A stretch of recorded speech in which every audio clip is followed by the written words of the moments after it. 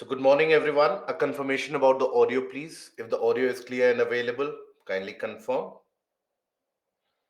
Thank you. I hope you guys are doing well. I hope the preparation is going well. We shall be starting in a couple of moments, guys.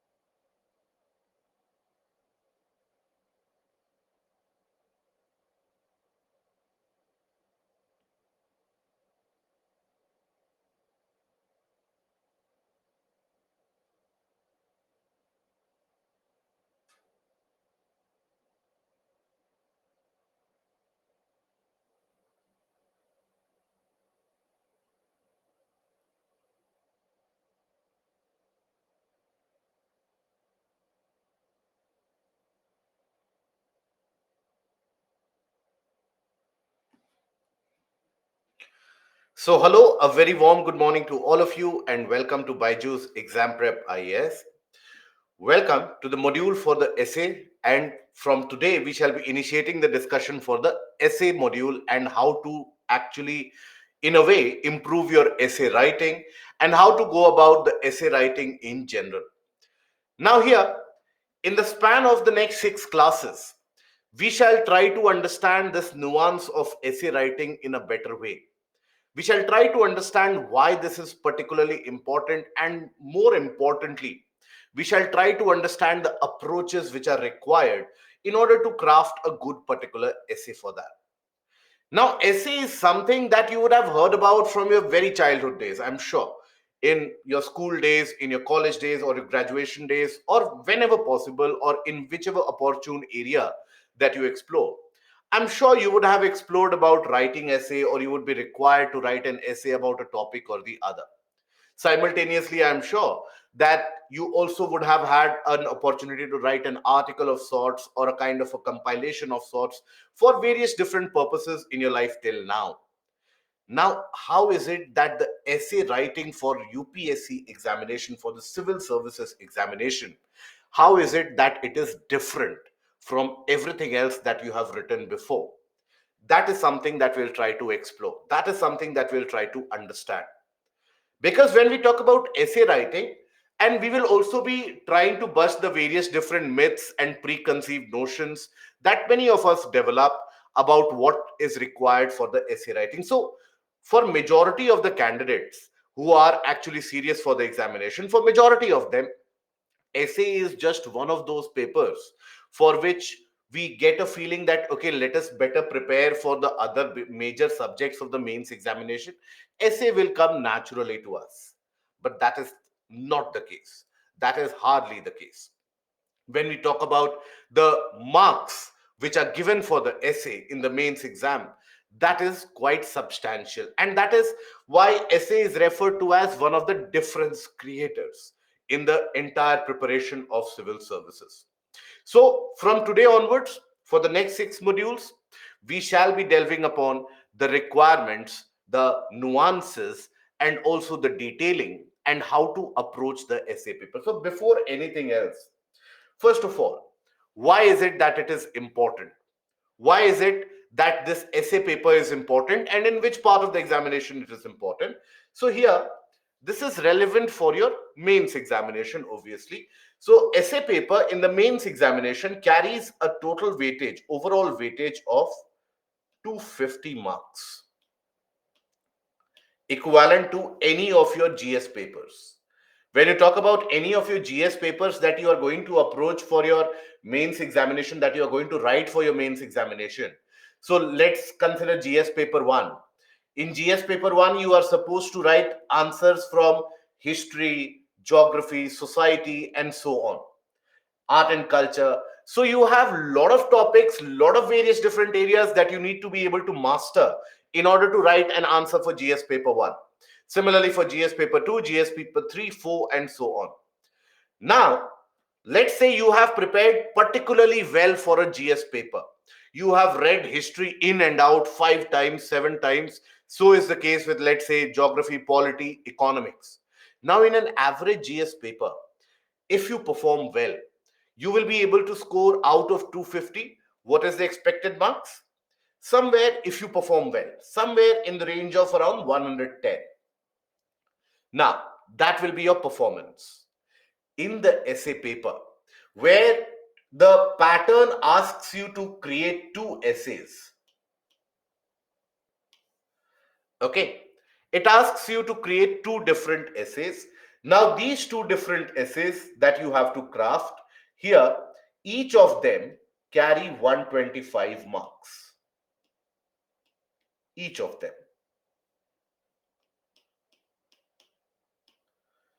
Now, in this case, you'll find that the candidates, they are able to craft out essays, the ones who succeed in the examination, not a normal candidate who will go to the mains examination, appear for the mains examination, come back, appear for the prelims and the mains next year, come back again, appear for it next year.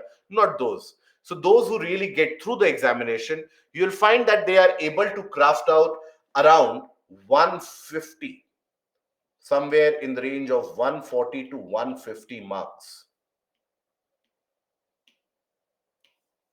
in the essay paper. So that amount of return you won't be able to find in any of the kind of the various different GS papers that you are appearing for. One or odd candidate might be able to score in that range in GS paper 3 sometimes, or in GS paper 4 sometimes, depending upon the marking scheme or the marking trends and patterns. But rest all the GS markings that you observe, for any topper, if you take the scorecard, you will always have the normal GS papers being averaged at around 105, 110, or in certain cases even 100. But those who do succeed, that is where they are able to create this difference. That is why essay paper is known as the difference creator. In what sense? It is the difference creator in the sense that it can ensure, if you perform well in essay, even if, let's suppose, one of your GS papers has gone terribly bad. And by terribly bad, I mean that, let's suppose, you are able to score even 90 in that.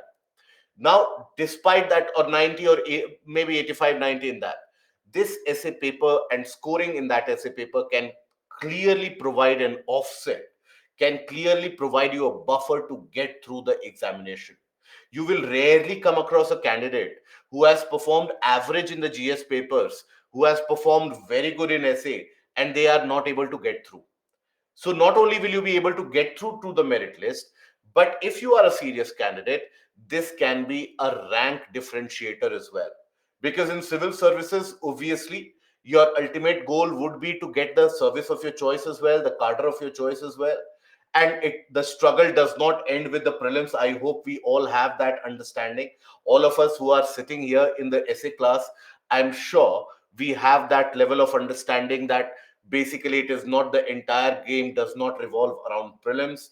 After prelims is when the real struggle actually starts. So in the civil services final marking scheme, you will see that within 1 mark of 5 marks, there are 10 different ranks. Within 10 marks, maybe 20 different ranks which are there. So a score of 150, 145 to 150 is something which will put you, or which has got the potential to put you possibly in the double digit rank. And that is what you should be aspiring for. Whether you are appearing for the mains next year, this year, year after that, whenever you are appearing for the mains examination, I'm sure that is the basic level of expectation that you would be having.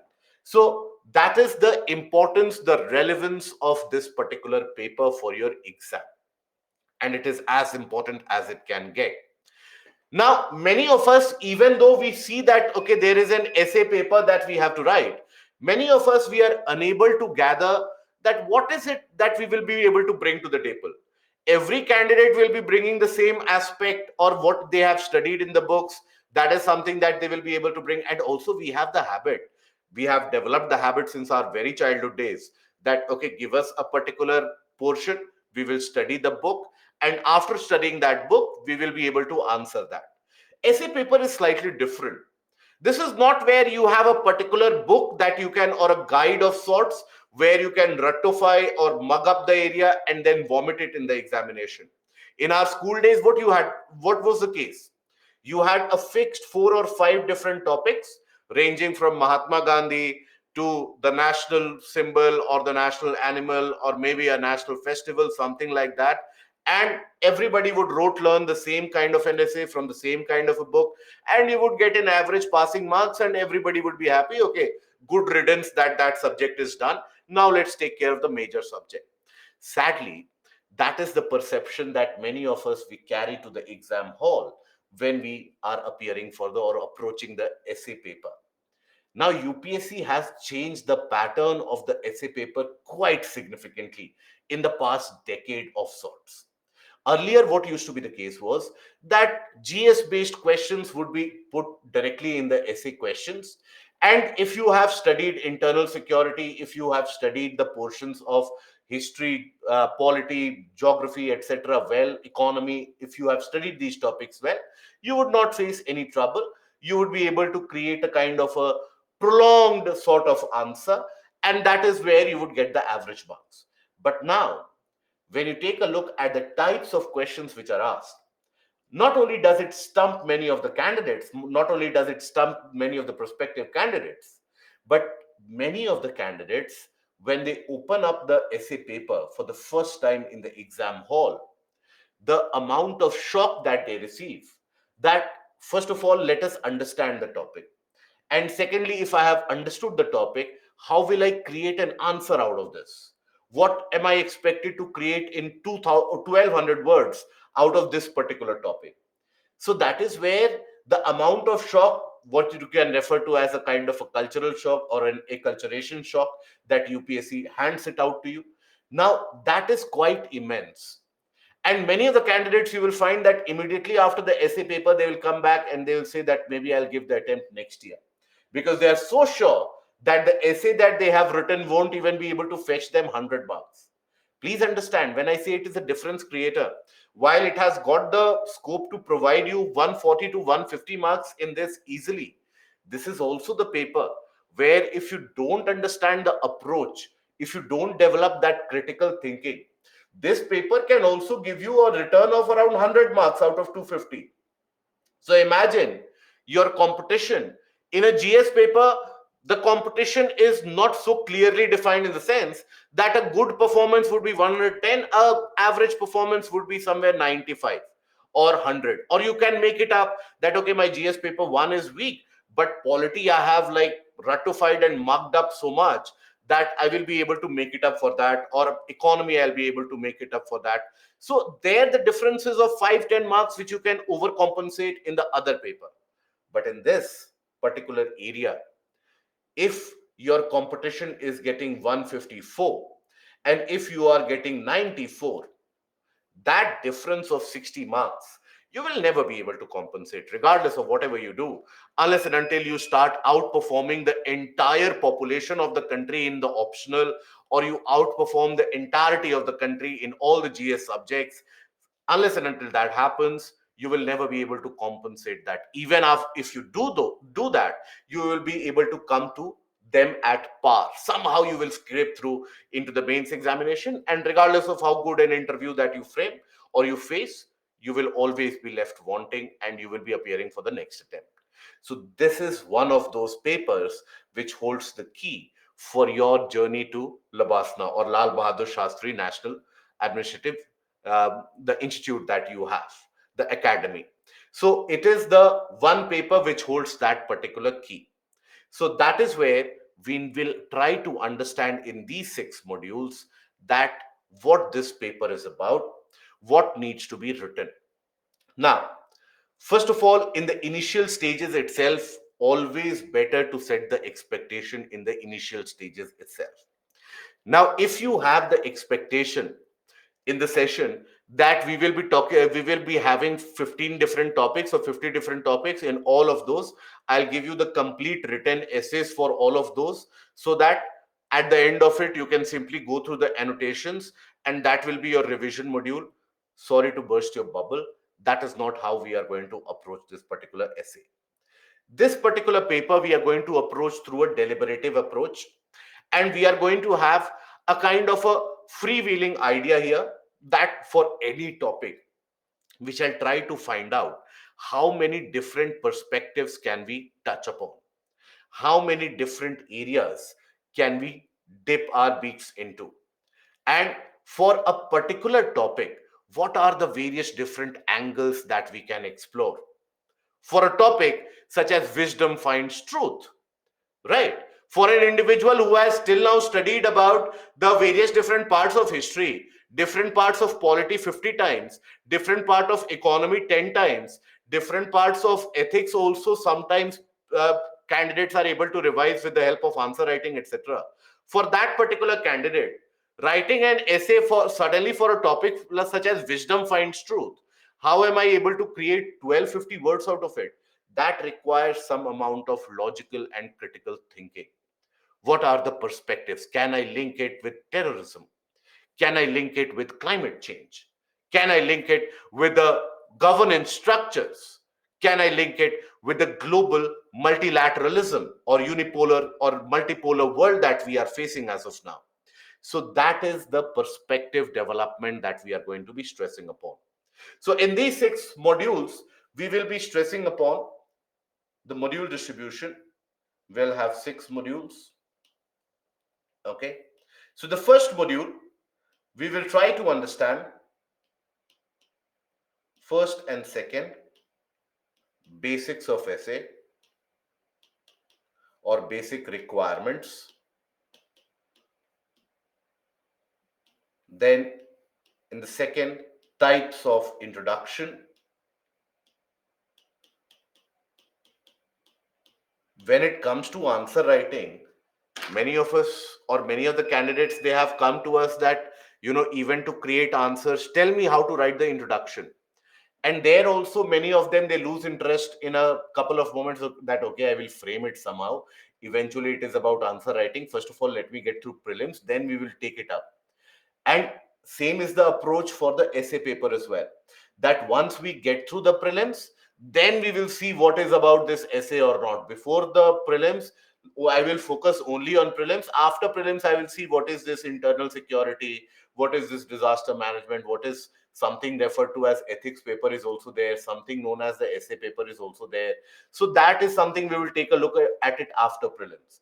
And after prelims, you have to study your optional, you have to study all the various different subjects, because your preparation for the subjects for your prelims is slightly different for your preparation for the mains examination. You have to study or get in touch with all the various different current affairs developments, the government schemes, which in prelims you simply ratify that this is central sector or a central sponsored scheme, and where it is implemented, that is the coverage for your prelims. In the mains examination, you will have to delve deeper into that. So you don't find any time at all to be spending on the essay paper. So that is where we will try to understand that what are the various ways, for example, in which you can frame an introduction. And I will show you some of the creative introductions that the candidates have been able to frame. And what is the impact created is a huge difference in marks, huge difference in marks. And when you actually interact with any of your seniors who have been to the Lal Bahadur Shastri Academy in Mussoorie, they will tell you that many of those candidates have been able to reach there primarily because of their control over essay and ethics paper. And their GS papers were not so good, but they have been able to reach there. So that is where we will try to understand types of introduction, details of, let's say, quotations, etc. Then after that, we will be taking a look at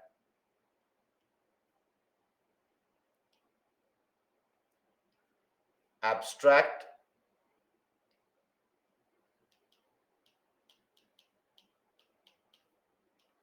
topic-based essays,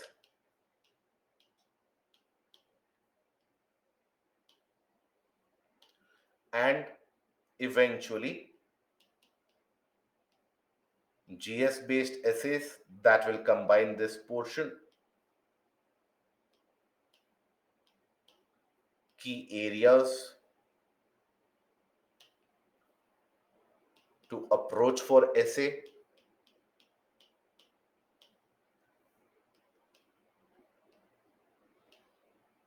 okay, and then sixth, what to read, language, vocabulary, all those we shall be taking a look at in the sixth module. Now, all this discussion that we are going to have right from the first module, right from today itself, shall be based upon the PYQs. Based upon PYQs, the previous year questions, the discussions of the PYQs. With that, we shall be framing our approach. With that, we shall be trying to understand what needs to be written there. But first, before that, we need to be able to understand the pattern, what exactly is mentioned in the notification, because it is very important. And I always tell you that the most important document that UPSC will release or does release is the notification, the detailed notification. That is very, very important. So here, the notification that is issued by UPSC gives you an idea about what is required to be written, okay, of what is expected out of the candidate. So it is very imperative for all of us to be aware of that. So here, that is what we are going to understand. And in the entire discussion, please understand, just sitting through the session is not going to be very productive for you. In fact, it might turn out to be counterproductive, that you are waking up early in the morning and you are sitting through the session, simply idling, waiting through, that some written portion will be given to me. I will get a printout as notes, and that is my notes collection that I am building, that I will show to the parents, to my friends, etc.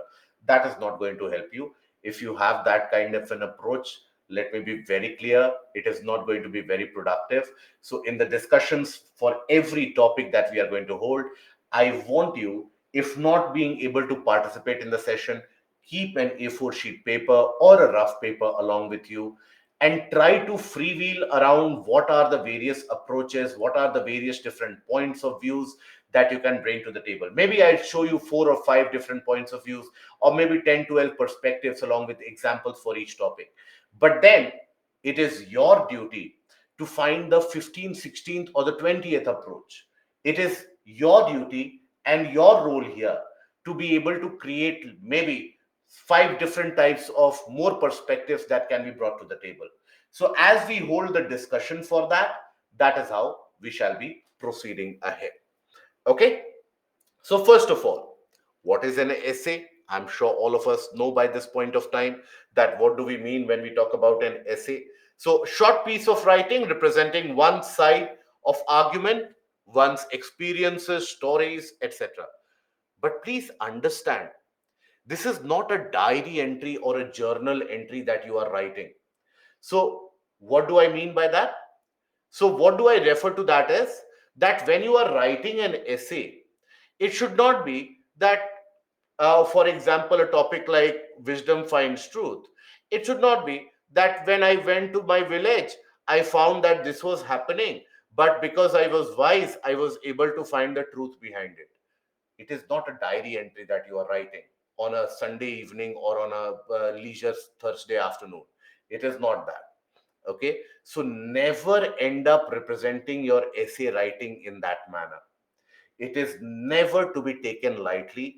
So, just to give you a perspective of it, any editorial pages that you would have read, or any particular article that you would have read, you would have seen that the author never talks about that, once I was in Varanasi, and in Varanasi I saw river Ganga was very polluted.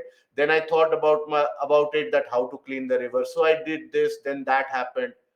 Never be self centric in that. Never use first person perspective in that.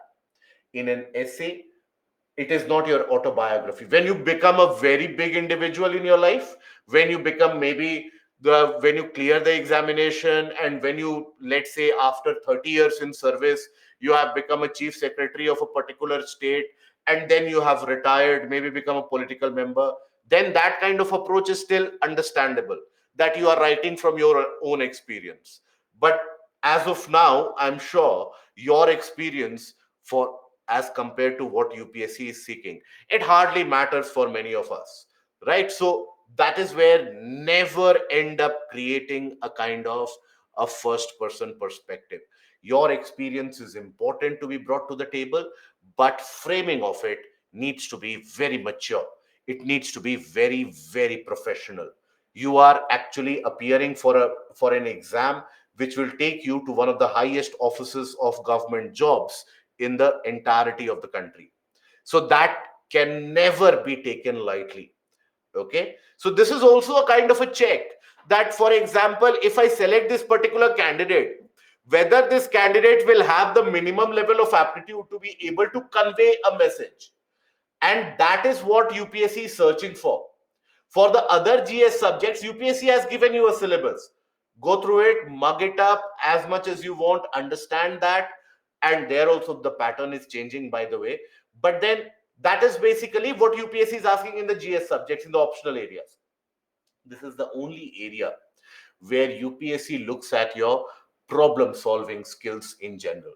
That I will give you a topic, just tell me how many different perspectives you can bring to the table, or what is the point of view that you see for any topic. For a topic such as values or humanity, maybe X person will have a different point of view, Y person will have a different point of view. What is the point of view that you can bring to the table? And that is where it is judged. That is where it is basically seen. In your answer writing, many of you, when you send your copies for evaluation, immediately we start receiving mails that the evaluation evaluator has not been fair enough. For this 15 marker question, minimum I deserve 10 marks. Look at my handwriting, look at what I have presented to the table, and that chap, that unfair chap, has given me 6 marks. How unfair it is. So, and what is it that you expect out of us? That we tell you that, okay, no, you don't deserve 10, you deserve 12 out of 15. So there you have that chance of counter argument. In UPS you won't have that chance. When you send your copy for evaluation, either they will give you a very poor marks, average marks, or if you have written good, really good marks. You don't have much of a chance. You can always end up being one of those candidates who keep on repeating those PILs in the courts, that, okay, UPSC has been unfair to us, unkind to us. UPSC moves on, keeps on conducting sets of examinations while your case lingers on. And there have been candidates who have done that. Prior to this also, there have been many cases which have been filed in the region, in the Delhi High Court, in the various different courts, that, see, I had written such good things, and UPSC has never even told us why it has given me less marks. For UPSC has made such arguments in front of the courts that when you hear about it, you will have not only a kind of a crooked smile on your face, maybe you will hit your head against the wall. So many of the candidates, they raised this particular topic in front of the judiciary as well, that I had written such good answers, I was given very less marks in this mains exam. So at least tell UPSC to give me the answer copy so that I can see where the evaluation has gone wrong. The so-called expert candidates. The judiciary asked UPSC, can you give them the copy? UPSC said no. Then another set of candidates filed the complaint that no, UPSC has to give us the check at least essay papers and ethics papers, which can create a difference, so much of difference. So again, the judiciary in some or the other format asked them, can you give the mains copy? In one of the cases, UPSC even went on to the extent where the court asked them, what do you do of the old copies? They said, we burn them. We don't have any records of the old copies. After marks, we burn them and we throw it into the waste. So understand the enemy that you are faced with, the adversary that you are faced with. So here, finding excuse is basically not an excuse. Okay, and always remember, whenever you approach these particular topics, always the idea is that, okay, we'll take a shortcut, we will have those, the many different toppers, they have circulated various different books, so we will read those books and we will be able to write a good essay. And those candidates also face a shocker when they go to the exam hall, that they find out, okay, so that means every year UPSC changes the questions completely. So the questions that I have read earlier in those sample books, these questions are very different. So that is, please don't let that happen to you. Okay, you are devoting so much amount of your energy and precious time here. Please don't let that happen to you. Please let this paper be an enabler for you rather than a disadvantage.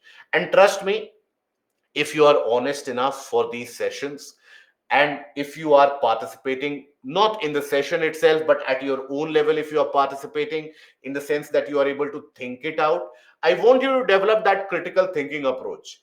That is what we shall be working upon, how to develop that critical thinking approach. What are the various ideas and sets of information that I can bring to the table? What are the various different books, magazines, etc., that I should be regularly in touch with? So if you follow that, trust me, and if you follow the basics, minimum of 135 plus is something that you would be able to ensure. Obviously, it depends on your performance that day as well.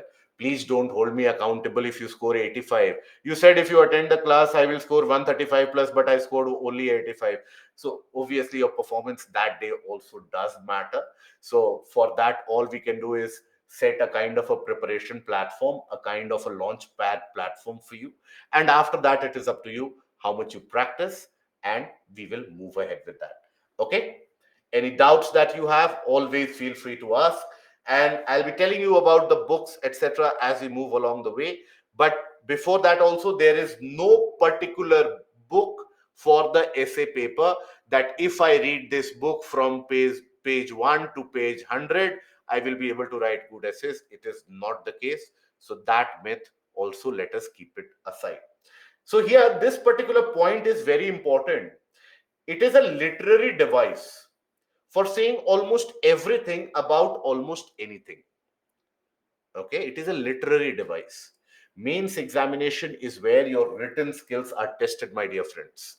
Mains examination is where UPSC tries to gauge out whether you are able to convey your feeling by writing or not. Because UPSC at that point of time doesn't know your background, doesn't know if you have slept only for 2 hours for 1 year, doesn't know if you have been cutting short your meals in order to study for the examination or not, doesn't know what you have done before that, doesn't know that I had some excuse, health issues. It is not concerned with that. The entire image that it builds of a candidate is dependent upon what you are able to put on the paper. So, first of all, what is it that you need to understand here? What is it that is a requirement of UPSC for the candidates? So, candidates, and read this carefully, may be required to write essays on multiple topics. They will be expected to keep closely to the subject of the essay. Keep closely to the subject of the essay. Now, in the school days, many of us would have done that the essay topic is on Mahatma Gandhi. Now, for the first two paragraphs, you have talked about Mahatma Gandhi. Mahatma Gandhi is also known as the father of the nation. Father has got a very important role. My father does this, and that is how all the fathers should be. That was indicated by Mahatma Gandhi. So, Mahatma Gandhi is the father of the nation. End of the topic. I'm sure many of you would have done that. That first few things you have talked about it, and after that, you have changed track completely. Whatever you know, you are writing. That is not going to be the case here. That is not going to melt with UPSC. To arrange their ideas in orderly fashion, flow of thoughts is very important. How do you arrange the particular topics? And to write concisely, right? You would have heard that very famous adage, that or the very famous dialogues which have come in various movies, that after a prolonged question, the teacher basically ends up asking the candidate that what are you trying to convey. So that should not happen. That after you have written the entire thing, after that the evaluator is not able to understand whether this person is explaining the topic, opposing the topic, supporting the topic. That should not happen. Credit will be given for effective and exact expression. Okay?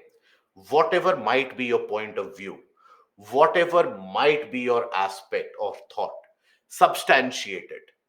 Okay, don't be like the 9 p.m. news media. I'll touch on all the different areas and my work is done. Don't be like that. So that is what UPSC will value at the end of the day, and that is something you should understand. So here the pattern has changed over the past few years. There has been a significant change in pattern. First, what used to happen was, or earlier what used to happen was, that candidates would be required to write one essay, and for that one essay, that would have a weightage of 250 marks. So earlier, now in the essay paper, earlier there used to be the case that there would be four given topics. Out of those four, any one of them you pick, you write an essay that would have a weightage of 250 marks.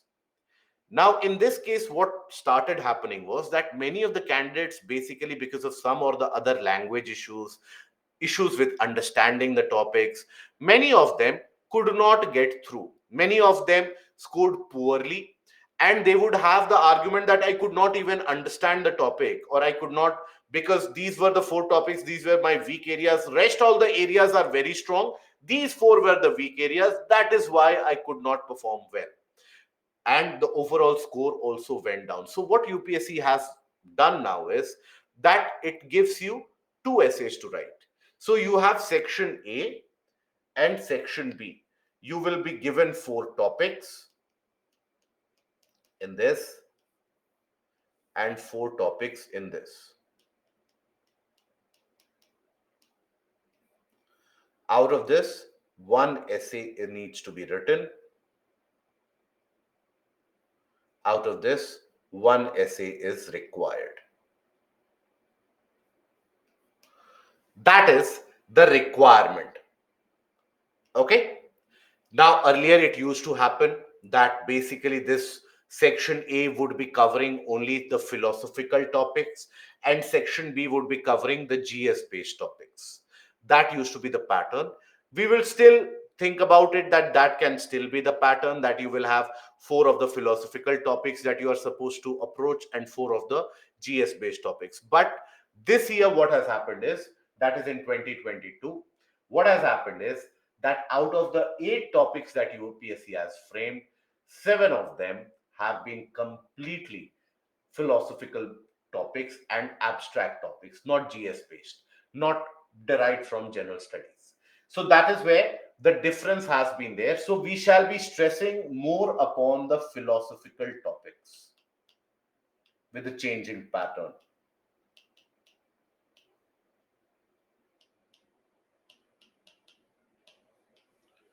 Now, here, many of the faculties in this area, many of the students in this area, they say that philosophical topics are very difficult because GS based topics we knew what to be written.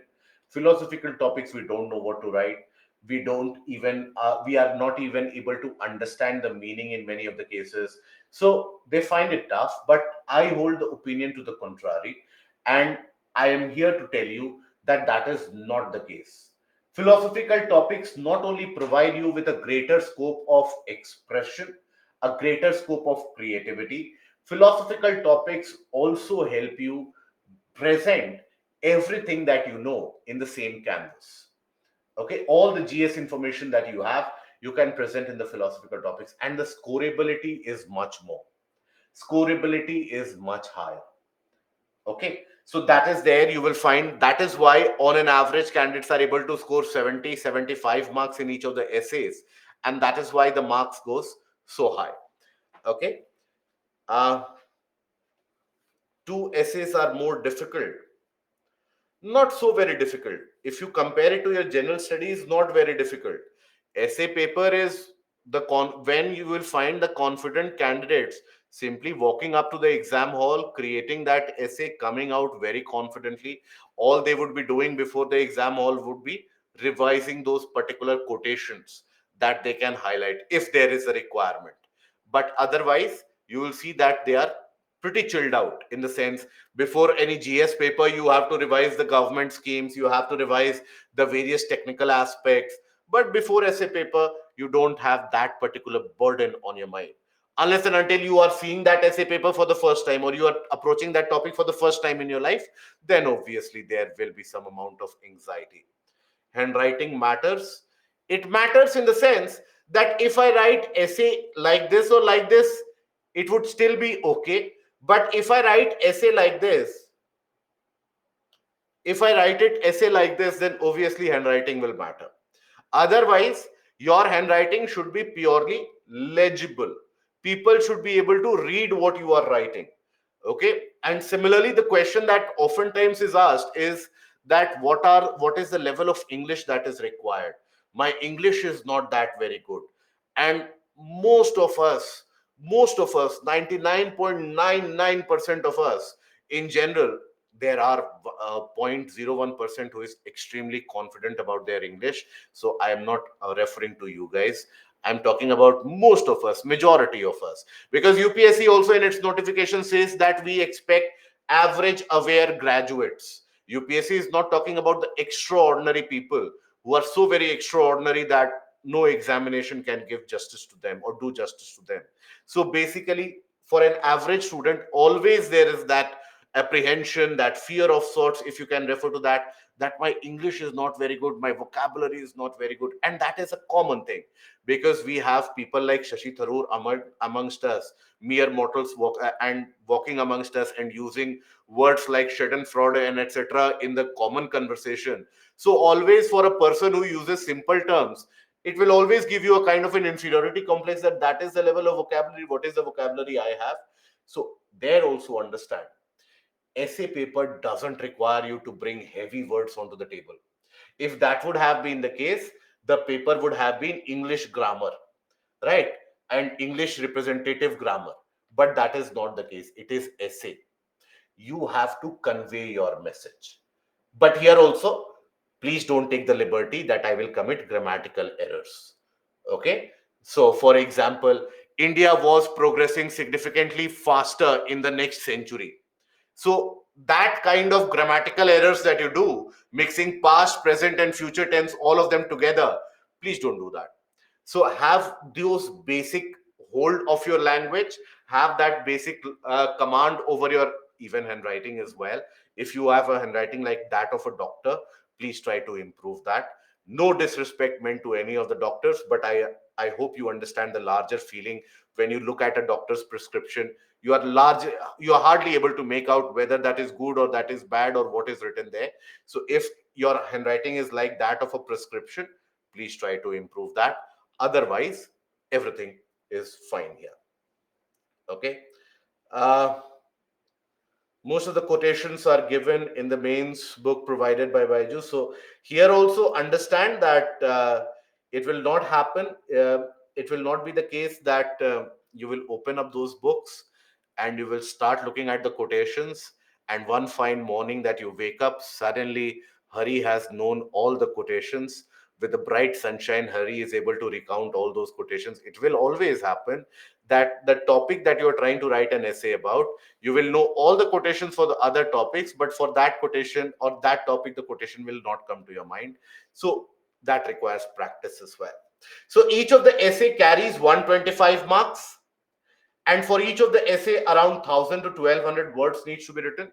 Now many of you are asking about the pages, so don't worry about the pages.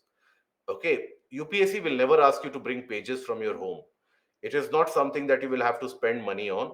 Please understand that there will be an allocated space in the answer copy around 10 to 12 pages in which you have to write. Now, rarely do candidates who are able to stick to the word limit, rarely will they find themselves short of the page. It is only those candidates who have, in order to expand their essay, what they do is that in the first two pages, between the lines also, they provide a lot of spacing.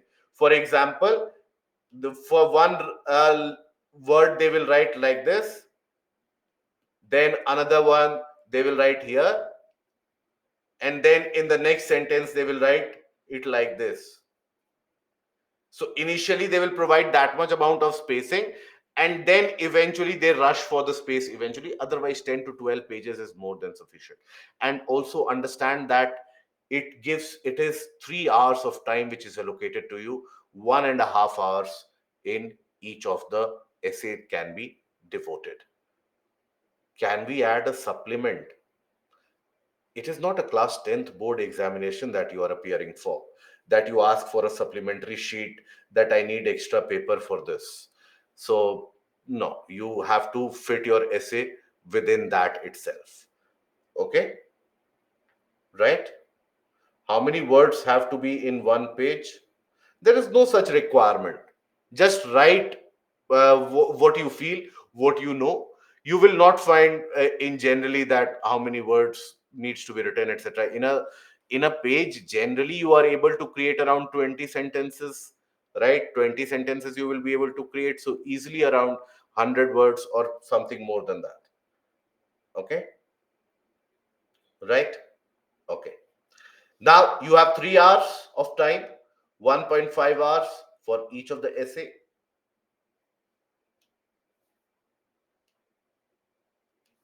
needs to be devoted. Then, how is it that this particular essay is different from the other paper or the other essays that you have written? Is it a qualifying paper? If it would have been a qualifying paper, then there would have been no pain point at all. No, it is not a qualifying paper. The marks are added to your mains paper. How many of us have never seen an essay paper at all, or have no clue what a question is in the essay, what kind of questions are asked in the essay? And feel free, no issues at all. Okay, we don't have an idea. Don't worry about it. I'll expose you to the various different types of questions which are asked. Maybe you will get some kind of a panic attack. Don't worry about it. Okay.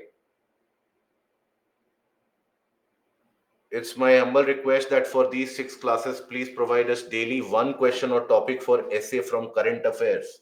But do you think that is the pattern that UPSC follows? I will give you the questions which have been asked in 2022 as well. And think about it whether that is a portion which has been asked from current affairs or not.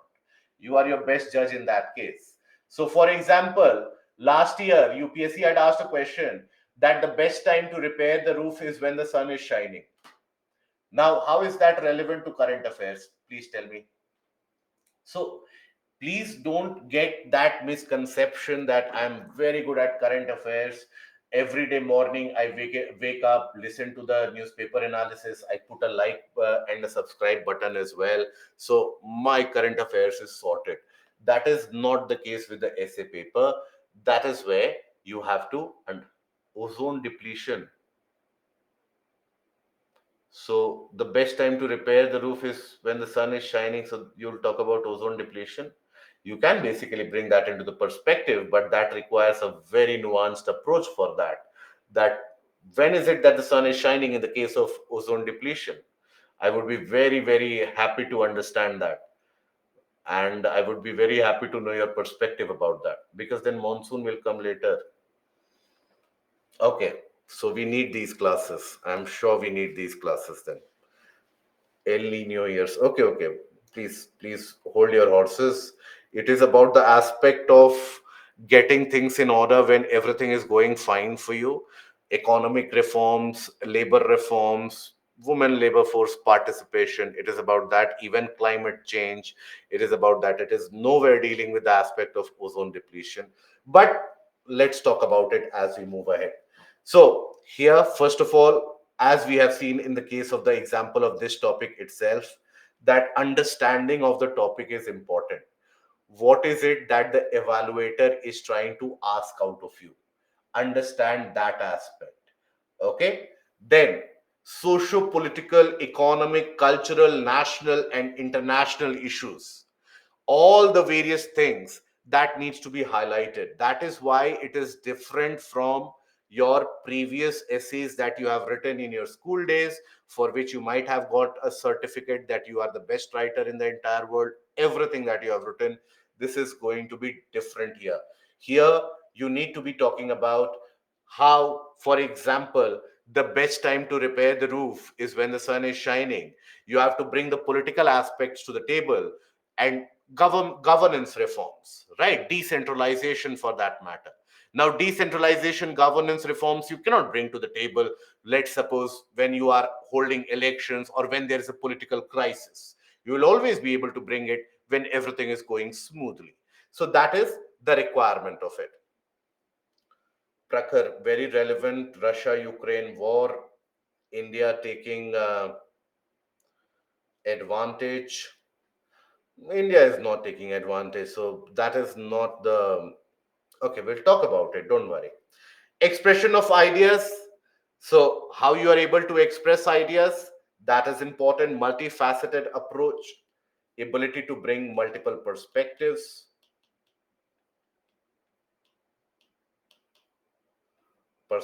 to the table.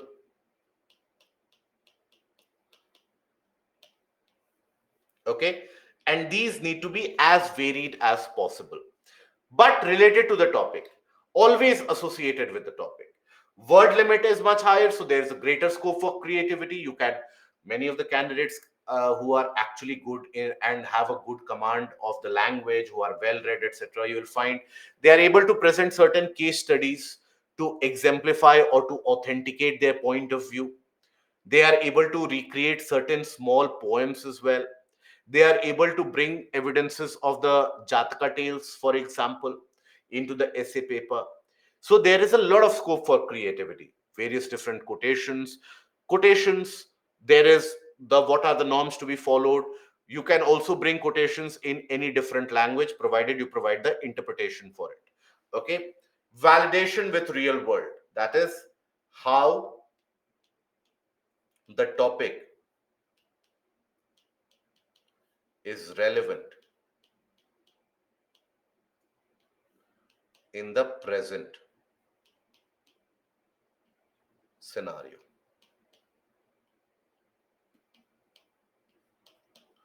We can draw diagram in essay if required. UPSC doesn't give you a scope. UPSC will never provide you with such kind of topics where you have a scope for drawing of diagrams. If you want, you can. If you have that particular creativity, you feel free to do that, and that is something which UPSC will also value. So basically, you have two different types of topics. Generally, what had been the trend prior to 2022?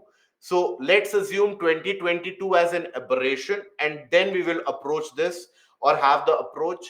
But again, I would re-emphasize as we move ahead that 2022 has seen a departure in the sense of what kind of questions UPSC is asking this year.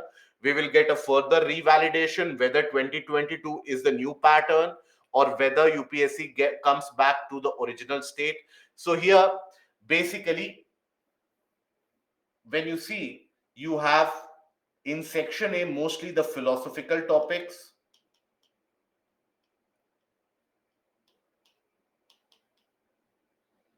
quotation based topics,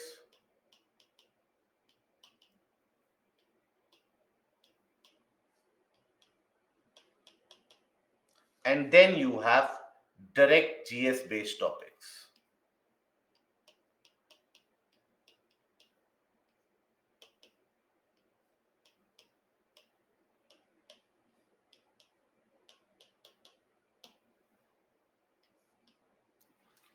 Okay, so direct GS based topics, they are still easier to approach because it is easier to understand, and quotation based topics gives you a wider scope for creativity. Understand that in GS based topics, all your competition will be able to write the same. And by competition, I don't mean an individual who has just filled the form will appear only for the prelims. By your competition, I mean all the 10,000 guys who will be appearing for the mains examination. So in GS based topics, all of them will be revolving around the same area. It is here where you can have that advantage. Okay, so let's not be afraid of this philosophy or the quotation based topic, and let us understand that. This is the example of this.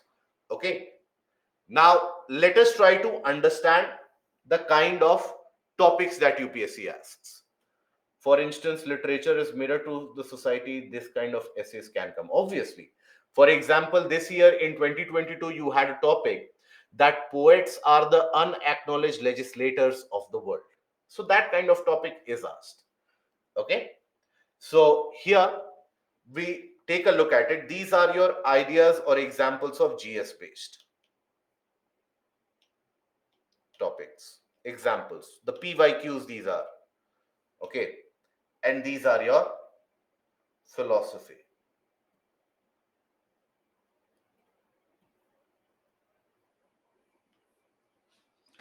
For example, let's say ships do not sink because of water around them, ships sink because of water that gets into them. What do you understand by that? What do you think? Bad peer grouping. Okay, and what is the meaning of this? Democracy.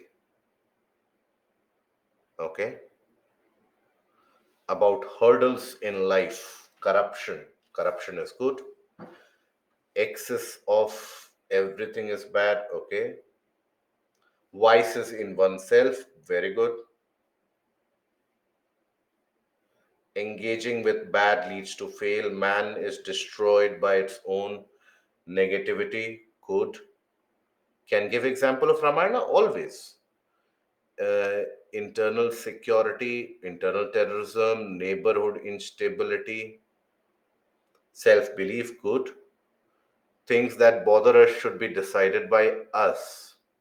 Governance can fit here. Problem when we think that, okay, when your own loved ones hurt you, you would feel more hurt. Okay. Positivistic approach of sociology, the dilemma in the individual is worst rather than the dilemma outside or in society. That is very good. Nicely presented. You do not fail because of excuses, but you didn't put in the effort. Okay. It doesn't matter how much negative people around us until negative thoughts enter into us. Good. Own anger kills us. Legislative issues. Okay. Overconfidence rather than confidence. Every individual like a ship, life similar to ocean. Yes.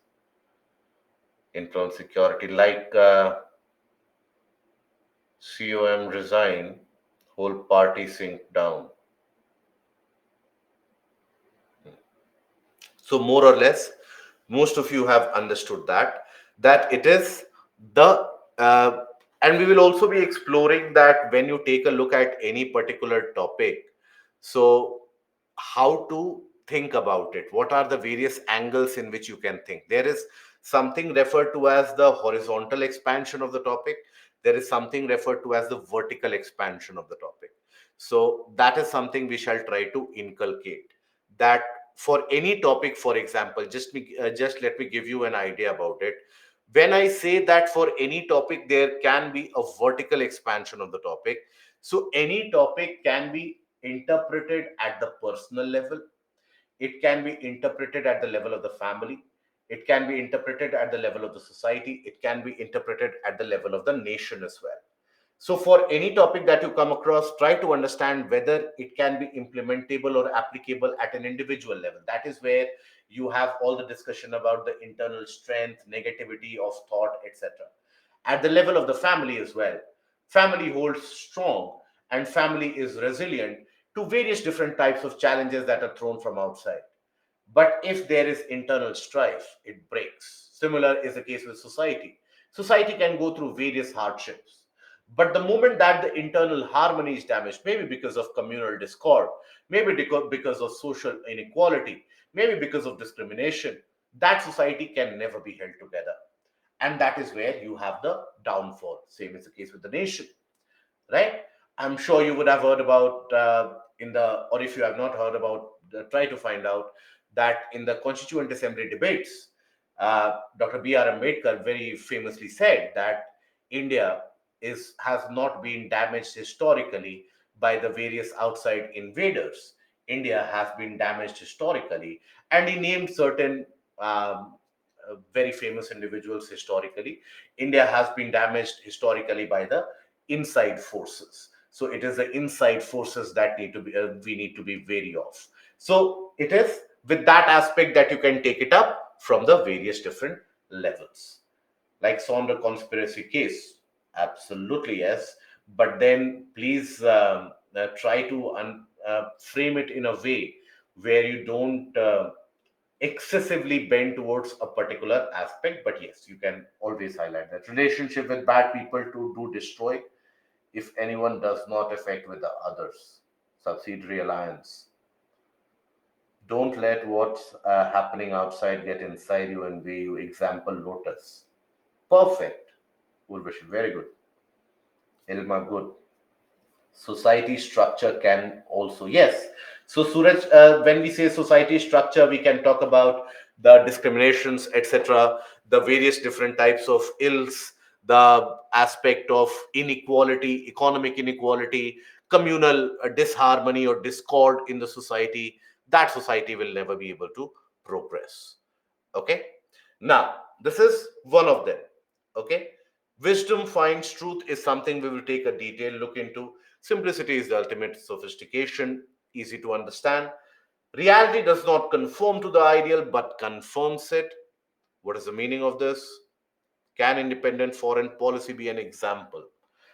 Uh, Independent foreign policy here, you can, but if you have to talk about the foreign policy angle, won't it be better to say that the stronger that you are on the inside, outside forces for a nation doesn't matter and your foreign policy will be projected much stronger?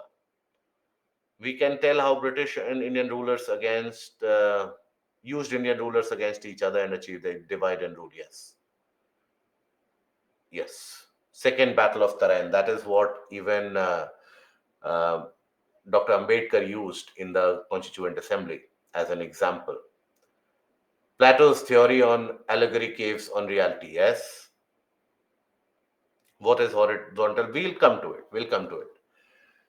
And please don't take very controversial examples. Never take controversial examples. Validations of certain aspects of the ideal by striving towards the ideal and making efforts to improve reality can align more closely with the desired state. Okay. Government schemes can be good example for the second topic. How?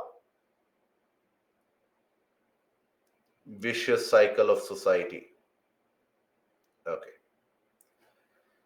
So, Manoj, when we say vertical and horizontal expansion, horizontal expansion is if you are able to provide the economic perspective, political perspective, cultural perspective, historical perspective.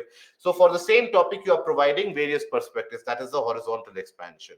When you talk about the vertical expansion, that is when, for example, that any topic, will it be applicable at the individual level, will that topic be applicable at the level of the family, the level of the society, the level of the nation. That is the vertical expansion of sorts. Okay.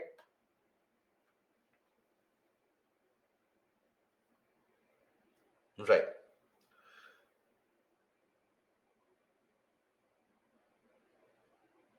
The government schemes do not conform to the reality. Yes. So spend some time thinking about this. After today's session, I want you to think about this topic in greater detail, and we will be having a discussion about it tomorrow. And reality is different from ideas, as ideas are one sided. Exaggeration of the individual. That is good. Okay. Now, let's take a look at the kind of GS based topics that are basically observed and try to understand that. Management of Indian border dispute, a complex task. Now, in this, please understand that many of the candidates who wrote the essay for this, they mistook this particular topic as management of Indian border is a complex task. Please understand that inferring the meaning of the topic is equally more important. Okay, so management of Indian border dispute. So that requires you to delve upon those areas where we have a border dispute, not where we have a border. Okay, so whichever areas we have a border dispute. So, for example, in the north, For example, in the some areas of the east as well, in certain areas of the west as well. So all these have different geopolitical realities, and implications are also significant. So that is where it needs to be understood. Now, this was a question which was relevant with the current affairs in 2019. After that, relevance with current affairs has basically went ahead and taken a backseat. So that is why, Abhijit, I would say that rather than having that, take these particular topics as your homework that you want to take up some task about. Work on the PYQs. Okay, all of these are PYQs. So rather than basing your preparation on the current affairs topics nowadays, try to bring current affairs into these realities. Okay, so biased media is a real threat to Indian democracy was asked around 2019, when you had significant amount of aspects that the entire media coverage in itself is not very neutral, etc. So that under in that pretext this was asked. Then, patriarchy is the least noticed yet the most significant structure of social inequality. So what does that mean? Patriarchy is the least noticed yet most significant structure of social inequality. That tells you about the pervasiveness of patriarchy, how deep rooted patriarchy has been, how patriarchy has basically impacted each and every aspect of life. Okay, not only the male dominance, yes, male dominance in the society has to be talked about, but here this topic talks about the male dominance thought process or a misogynistic thought process in certain cases, and that is what you have to be delve upon. That when we talk about patriarchy, patriarchy is not restricted to in an area. If you have more number of males, that is a patriarchal society. No, that is not a patriarchal society. I'm sure many of you would be studying sociology in different capacities. So, patriarchy here refers to how, over many different centuries, over many different generations, across different societies, across different countries, we have managed to kill the ability to dream in a larger section of the population. In the name of providing freedom, we say that we have given them freedom. Given, we say that we have given our daughters the freedom to choose. But who are we to provide that? Who are we to say that we have given you that freedom? Right? So if you give the freedom, that means it is yours to give. That means it is something that you can take back at a point of time as well, isn't it?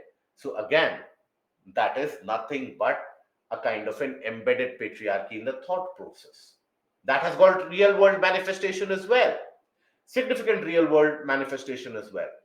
The things which are expected out of a woman is not a thing that is expected out of a male, or a male child or a man.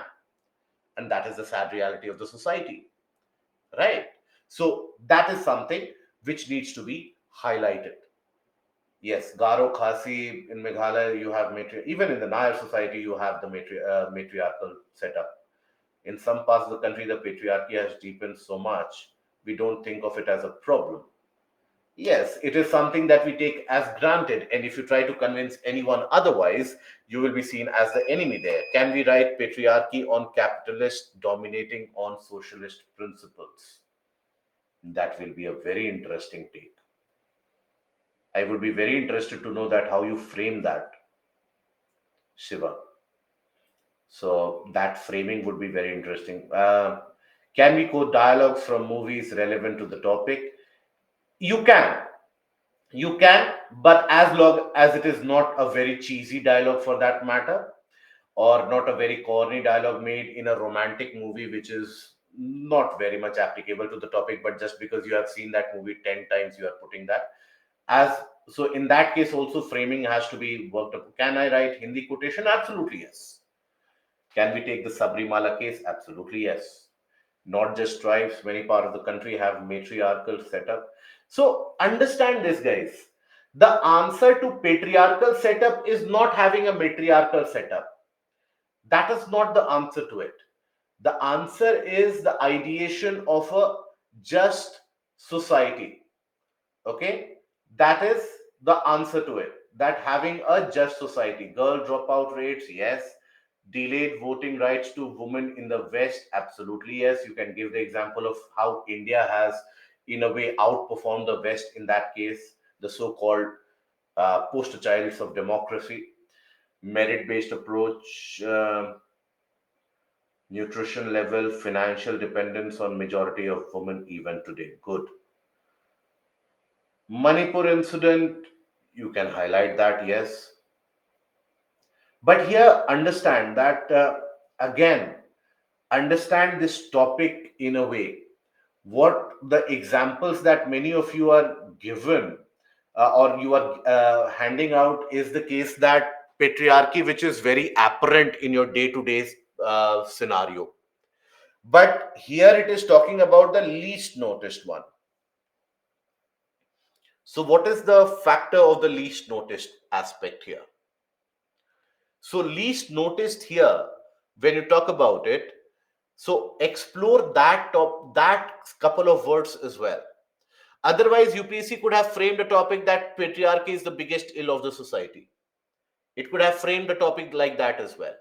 And understand both the essays would be different. So, it is the least noticed yet the most significant structure of social inequality. So, why is it that it is least noticed? That is something you need to understand. Many working women working out of or dropping out of workforce after marriage. Yes, good. Gender biasness, ancient to modern times, form change, but intent remains the same. Women in parliament. Yes. For example, take the case of not only in parliament, when you talk about in general women and patriarchy has its root from ancient past. So, all of you who are saying about the past, please ensure that you bring out references. Okay, authenticate it. Your what you are authenticating or what you are writing out of it should be slightly different from, again, I would say that try to distinguish your writing from the 9 p.m. news. So, if you are giving examples of the past, talk about it that how as early as 2000 or as early as 2000 years back or even more, even contemporary religions or at that point of time the modern thought processes such as Buddhism, even they started discriminating against women. You had many of those spiritual leaders saying that this particular religion could have lasted for thousands of years, but because women have been made part of this grouping, it will be corrupted very, very soon. So that is one of the most abject forms of patriarchy. Then you can talk about how patriarchy in a way has percolated even in our scriptures. And again, please don't hold biases. I am sure by this point of time you are well informed, well educated, so that, and by educated I don't mean literate. By educated I mean that you have that kind of a wise thinking process, that you will never be swayed by this biasness that generally, or the polarization that generally exists around the world. That when you talk about the various scriptures, and that holds true for all the religious aspects. I'm not saying that in one religion this is good, one religion that is bad. You can take the case of multiple of these cases, right? For example, in the name of providing justice, Christianity in the 12th century and the 13th century, it went through large scale purging of the women, and many of them were simply cited as witches. So that witch hunting has continued till this date. Then, for example, in Matsya Puran has basically, in a way, advocated wife beating. If the wife has done some error, then the husband has got the right to beat the wife.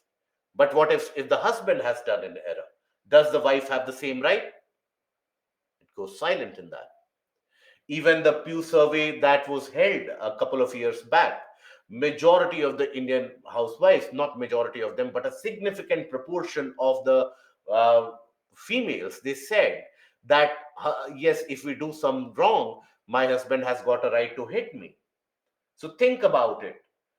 A woman, a female, is basically saying that her husband or her partner has got a right to hit her if she does something wrong. That is how ingrained patriarchy has been. That is why it is least noticed. So that is something you need to highlight here. Can marital rapes be related? Absolutely, yes. And role of elder women in the household completely influenced, yes. So you can also bring to the table that how it is basically in many of the cases it is the women members, not only in the family but also in the society, who have been propagating that patriarchal thought into the mindset of the young ones.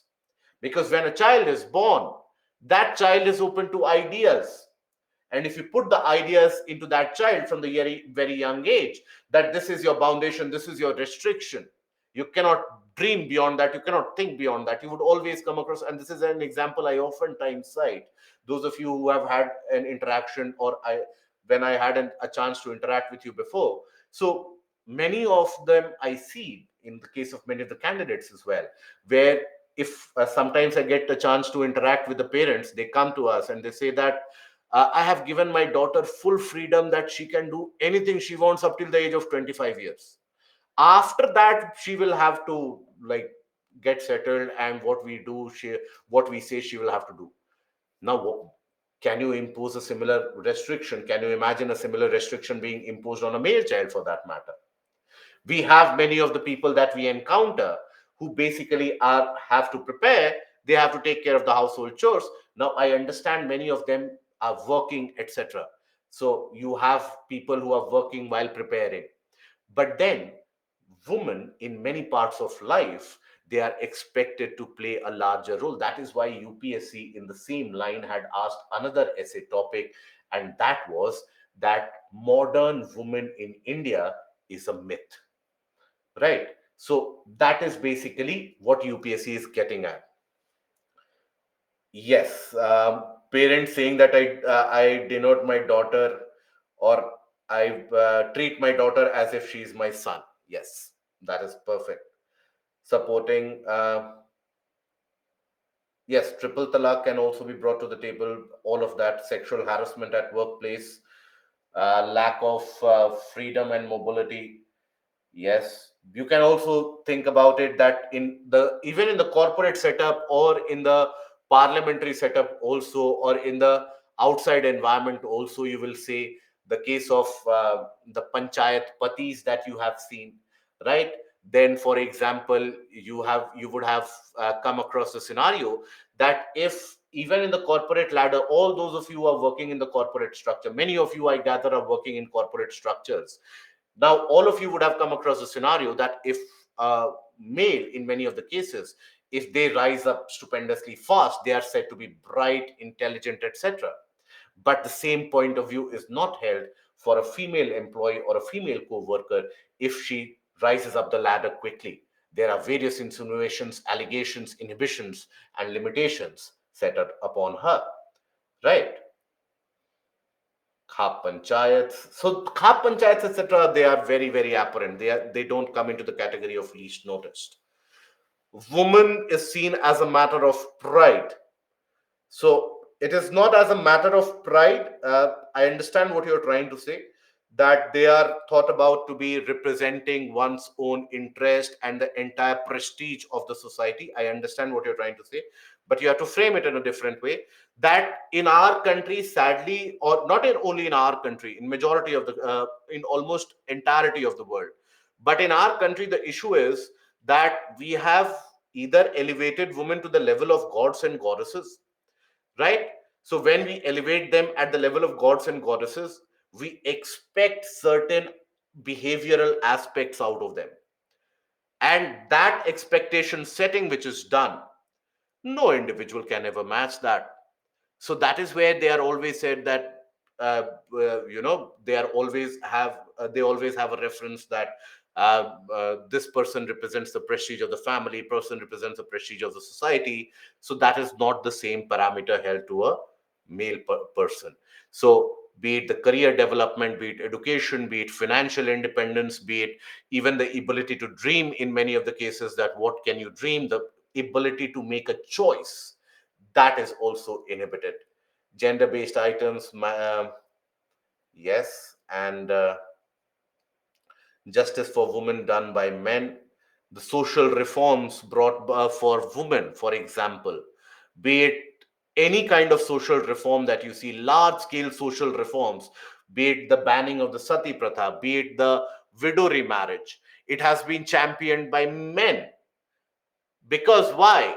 Women have never had that opportunity to have that voice. So even when we talk about Rani Lakshmibai, now, even Rani Lakshmibai and her bravery, if you analyze that, yes, she championed the cause of, of India, or championed the cause of the motherland. But there also, in, in her reign also, the patriarchal setup was quite pervasive. So that is where you have to understand how deep rooted patriarchy is, right? Yes, government schemes like Beti Bachao, Beti Padhao can be talked about it. Commodification of women, absolutely correct. So commodification of women is not only restricted to the aspect of prostitution, but also to the aspect of how you basically treat them or how you refer to them. So that is also commodification, right? So that is where you have to understand mindset of our society, preparing their son for job and saving so much of their money for daughter's marriage, absolutely to the point. And empowering of women in Manrega, female infanticide, feticide, yes. So I hope you get the larger picture here, right? Now let's think about another topic here. Let's think about what women achieve something in their field, they are always compared with men, absolutely. Can have money for dowry, not for education, or not even for simpler purposes in life. Yes, the women are not given the freedom to. So how many people in your society, I understand many of us, we come from a kind of an educated background, but here while we have a discussion, and I hope we have a kind of a free discussion where nobody takes an offense that how come you said this. I hope we have that kind of an open minded discussion. So let's talk about our society. So in our society, you would have seen many people flaunting that, okay, my son has gone abroad for work, my son has I've sent my son to Germany for higher studies, etc. But you will not find that to be a very prevalent case in the daughters. I'm not saying it doesn't happen, it is happening. It is a change, a welcome change which is happening. But there also, even when you send your daughter abroad for studies, you expect something out of them. You expect a certain behavioral attribute out of them. You don't expect the same from the male child.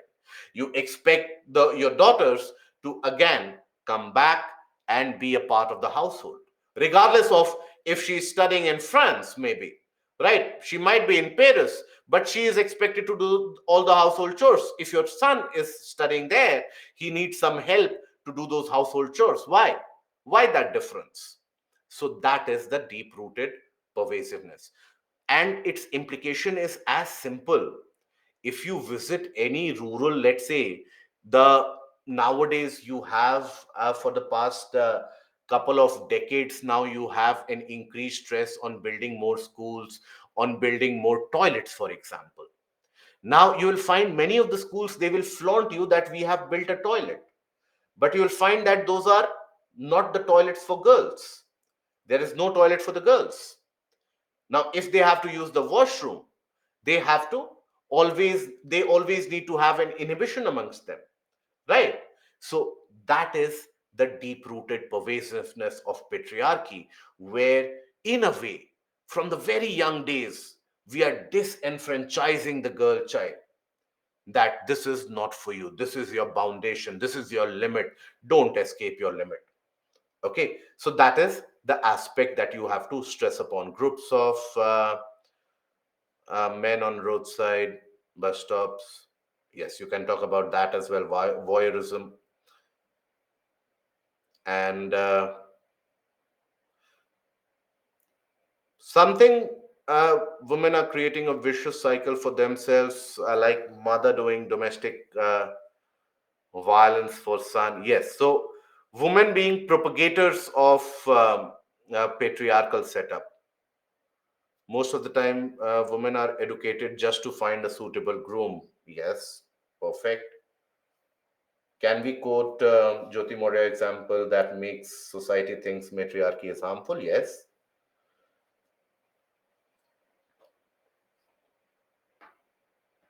Right, that is the case. Basically, as you have pointed out, that in many of the households you will find that there is a kind of an acceptance that patriarchy prevails, but sadly there is also an acceptance that we have to accept patriarchy. Good. Now, coming over to the next one, complete gender equality appears to be utopia. See, gender equality, complete gender equality is utopian. I will agree to that. But why does it have to be tilted so much in one favor and not the other? That is something which we have to think about.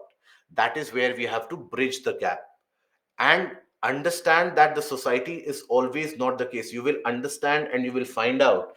I'm sure you would be studying sociology more than what I ever could have studied about or what I know about sociology. Observe that in various societies, that has not been the case. In various different tribal cultures and tribal groups, patriarchy is not very pervasive, right? So, patriarchy historically, traditionally has been very, very pervasive in very well to do societies.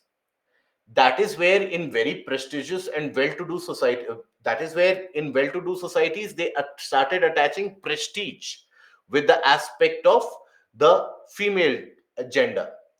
That is where the aspect now in Nordic countries, you will find that you don't have patriarchy that much prevalent. Patriarchy is still there, it is not that pervasive. Women have a greater say in general, they have a greater freedom in comparison, always in comparison. There is nowhere or very rare cases where you will find that they actually are able to do what they absolutely want. There are always limitations, etc. So that is why utopia is not what is to be achieved or what is to be aspired, but to reach towards that level. That journey would be transformative. So when we talk about, let's say, the Nordic societies, and I'll give you the example here, and I'll give you the interrelation here. Now, in the Nordic societies, you would find a greater representation of women in the workforce. Now, why is that? That has got something to do with the historical aspect, because historically these areas, they were significantly the ones where historically, if you go back 1,000 years or so, that is even during the Vikings, the Celtics, etc., you will find that there had been a significant amount of hardship involved in getting food to the table. So that is where women empowerment started happening a long time back. They were supposed to be part of the workforce in order to bring food to the table. Whereas, take the case of, for example, the Greeks, take the case of the Romans. They had a very ingrained and deep rooted patriarchal setup. Why? They had enough resources. So, when you have enough resources, always the point of view that comes into the mind is that the prestige associated, the female workforce or the female in general, needs to be decorated, elevated at the level of the goddesses. That is where we'll keep her, will never expose. So that is where the ancient Romans and the Greeks, they started bringing in that aspect of veil or cover your faces, where because you are so prestigious, your faces is something that other people should not be able to see. And it was imbibed by the those ancient Greeks, that eventually gotten imbibed into the various different cultures. And there also you will observe that aspect of covering the faces, that parda system did not go into into the tribal societies. Why? Widow remarriage is something which was prevalent in the tribal societies for a long period of time. but was not available as a recourse for the other members of the society. Why? That is where, when the pragmatism, the practicality of life takes over, that is when you have a different aspect. Okay. Now, then after that, here, for example, yes, movies, etc., you can always get an example of that.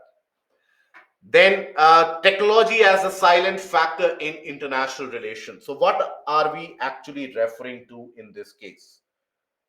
Can we say industrialization, modernization contributed to social inequality?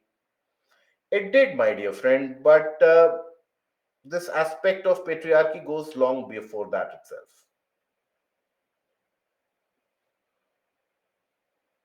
Okay.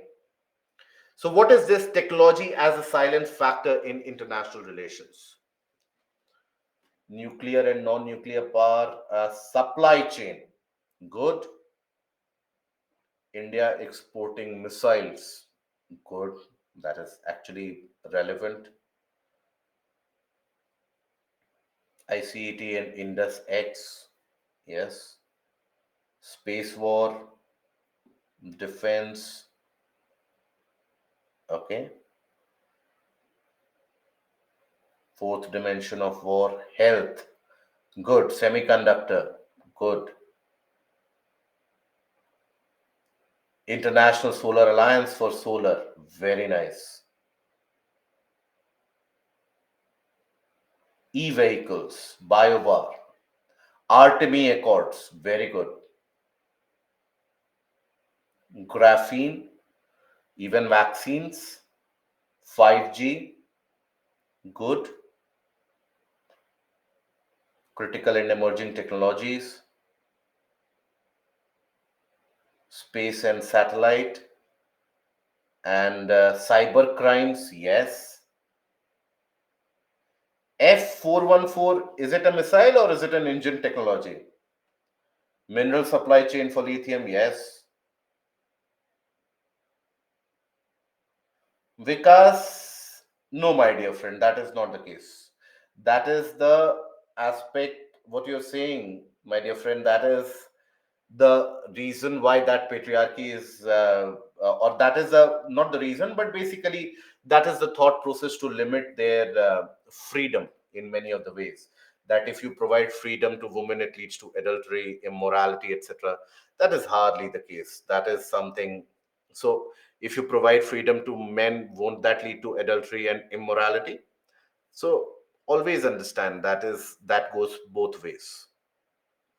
Drone and never, Vikas, my dear friend, please don't represent these on the answer copy. Even if, let's suppose, your thought process revolve around that, please don't represent it in the answer copy and take it in a positive aspect. Role that it shapes the global economy, satellites and rocket launches. MQ-9 Reaper drones. Green revolution is again a good one.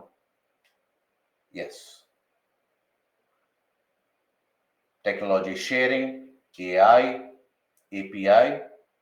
So I hope overall you are getting the aspect of it, that how in this the key point that you have to drive is international relations driven around technology. Now, both good as well as the bad international relations aspect. Online payment, good. So, good and the bad international relations as well, both need to be highlighted. Bad international relations, as many of you have highlighted, in the case, for example, when you talk about, let's say, the situation of India and China, or US and China.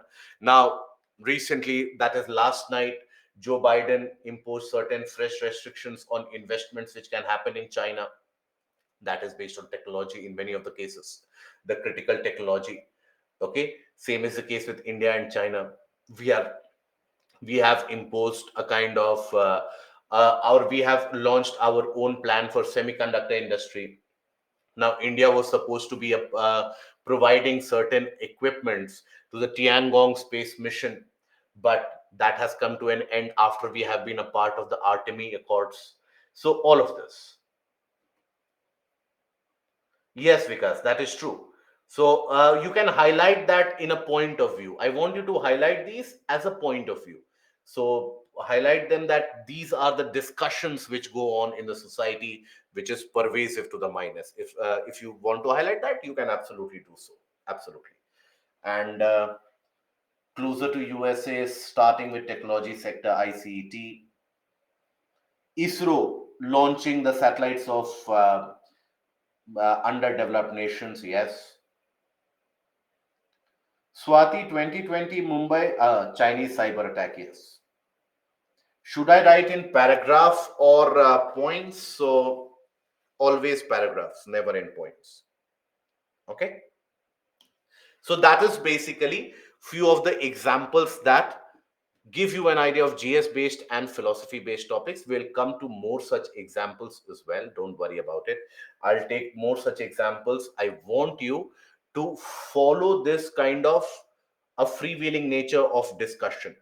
Okay, I want you to have that approach, that what can we provide, what are the way. Now please understand, I'm not saying that all the thought processes that even comes to my mind right now or your mind right now will all be very relevant, but that is why we have that exchange, so that few of the candidates will put certain ideas and you need to basically validate them. SEO virtual summit, uh, virtual summit for SEO is okay. You can say that technology has become an enabler in order to promote the. But here, technology is a larger perspective than that. But okay, you can talk about that. Some conditions of US with Ukraine against Russia does not spread starlight to know the activity. Okay, so you can bring the aspect of it of the Russia Ukraine. Yeah, coronavirus, the vaccine technology, that was also technology. Japan's bullet train project, naval exercises, deep fakes. Yes. And so basically, in the contemporary, the critical minerals aspect that many of you, and AI that many of you have pointed out, that will be absolutely important in that, absolutely required for that. NISAR by ISRO and NASA, that is a space collaboration along with the Artemis mission that all of you have written, absolutely. What should be the pattern of writing? It should be yes. We will talk about that as well. Okay. So that is basically the flow of thought. And then when we talk about the writing skill, more importantly, so understand that again, many of you have talked about whether to write in a point wise manner or a kind of a paragraph manner. Always try to form a paragraph, short paragraphs, not short paragraphs in the sense two sentences, but 4 to 5 sentences, that kind of a paragraph. Okay, so and please provide spacing. Without providing spacing, it is not something which is very applicable, or it is not something which is very attractive as well. Spacing is required. Now here you need a lucid language, lucid in the sense that you should have a kind of an ease of understanding for that particular language, the language that you are writing. It should not appear as if you have simply taken a dictionary with you, found out all the various different hard words, immediately pasted it on the answer copy to impress someone. Because please understand, the person who is going to evaluate your copy, their level of English will be much, much developed than you. So you will never be able to impress them with 2 or 3 difficult words that you are spraying here or there. Overall, your language should be able to convey the meaning. Okay, so that is required. 4 to 5 lines are required in a, yes, 4 to 5 lines, or even 5 to 7, 10 lines. So but should not be the case that in your entire one page you have one continuous paragraph. So if that happens, understand the mindset of the evaluator. Always I ask people for the mains answer writing, understand the mindset of the person who is evaluating your copy. The person who is evaluating the copy is getting paid for that particular copy. If you were getting paid for every copy that you checked, What would be the incentive at the end of the day? Get significant number of copies. And also, if you are reading the essays endlessly of so many candidates, after a point of time, that monotonous aspect comes into the play. And that is where you will find that, and many of the few of the people that we have had a chance to interact with, who have been a part of the UPSC panel earlier.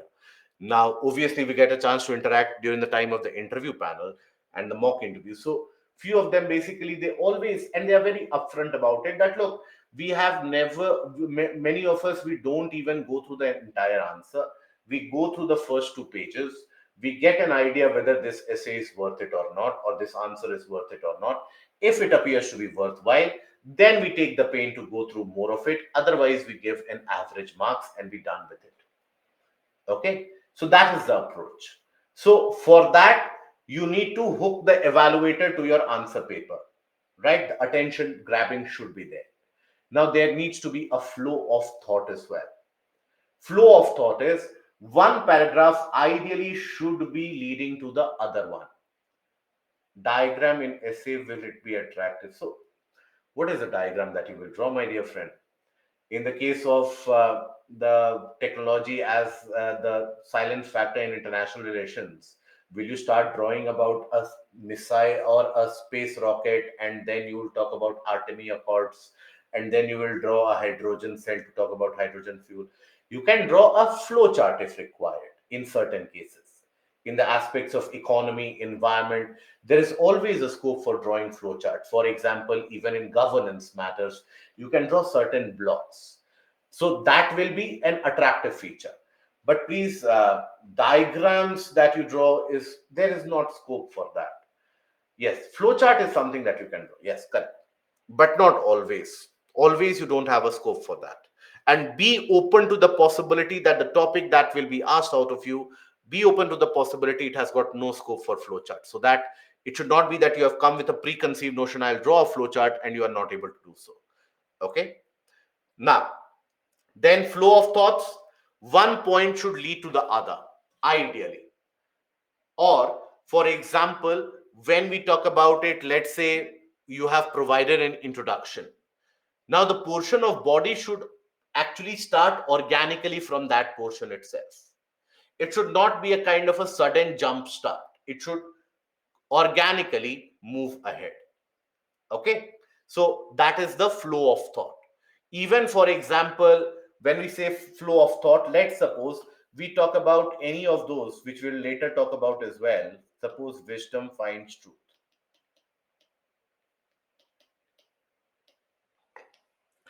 Now it should not be that first of all I talk about the national interpretation of it, then I talk about the interpretation of it in climate change, then I talk about international interpretation of it, then I talk about the freedom movement,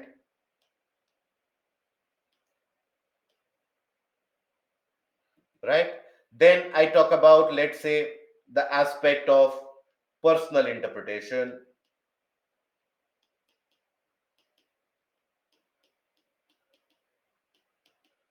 Okay, so this is not a flow of thought. Going for a vertical expansion, talk about the vertical expansion, then talk about the horizontal aspect. This flow of thought should, or this kind of a haphazard arrangement of thought should not be there. Do we need to give some headings also? Mere changing paragraphs we do. I always hold the opinion that mere changing of paragraphs also does the job quite effectively. Few of the people do, they do provide headings, but there is no harm in providing headings if you want.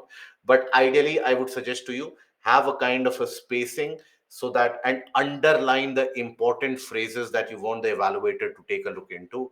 That is very relevant. Okay, yes, we can do the horizontal expansion with each vertical component as well. Yes, Anusha, very good, perfect. No overkill is needed. That is, don't try to convey something that, let's say, or don't try to convey yourself as Shashi Tharoor of the present contemporary world. Don't try to do that. What you are there for, to write an essay to get a good marks. You are, and if you are a Shakespeare by your amount of command that you have over English language. That is a different matter altogether. But again, I'm saying I'm considering us as a group of an average individual. So as an average individual, there is always a temptation that, yesterday I saw this particular word being used, so I will use this word as many times as possible. So please refrain from those kinds of temptations. Okay. And there should be coherence of ideas, in the sense that, let's suppose for any particular topic, let's suppose initially you are talking about the support of topic, you are supporting the topic, then you go against or the challenges, right? And then again you talk about the support, then again you go against it. Don't do that. When you are providing that or you are validating the topic, validate it in full fledged. For example, biased media is a real threat to democracy. Now there can be point of views to support it, there can be point of views to argue against it. So it should not be that one point I have said in support, one point against, one point support, one point. That should not be the case. If you go through it, then entirely talk about one perspective, or in a couple of paragraphs that you are talking about, talk about how it is relevant, then talk about the challenges in one go, so that you are able to convey what you are actually and meaning or interpreting by that. Okay. uh, I haven't understood the point that the previous para in consonance with the later para, in the sense that ideally the previous paragraph should provide a natural flow of thought to the next one. Or for example, after the introduction should naturally pave way for how the body can be initiated. For example, in introduction you have talked about, take the case of biased media as a real threat to democracy. Now, media is not something which is new. Media is something which has been prevalent for a very, very long period of time, thousands of years. You had the Roman civilization as well. Now, during that Roman civilization, also you had media. So, if you are providing a historical perspective, you can build upon other historical perspectives. So, media houses, even during the Middle Ages and the early ages, you had the various kings and kingdoms who kept the most trusted of their nobles in charge of the communication, most trusted of them. That eventually prevailed to the Vakya Navi system that we had in the 1600s, in the 1700s, and so on. So, when you are talking or bringing the historical perspective to the table, some part of it you have put in introduction, then the rest of the historical perspectives bring there itself in the main body part, rather than then switching topic into something else and then highlighting the other historical aspect sometime later. That is the flow of thought. Okay. No overkill needed means keep it simple, keep it plain, convey the meaning. So, okay, we'll take a break. We'll take a 15 minutes break, and then we'll be back and we continue with the aspect of how to improve your presentation, whether there is a requirement of a data pointer to be presented or not. So, take a 15 minutes break, refresh, recharge yourself, be back, and then we'll brainstorm on few of the other topics. Okay.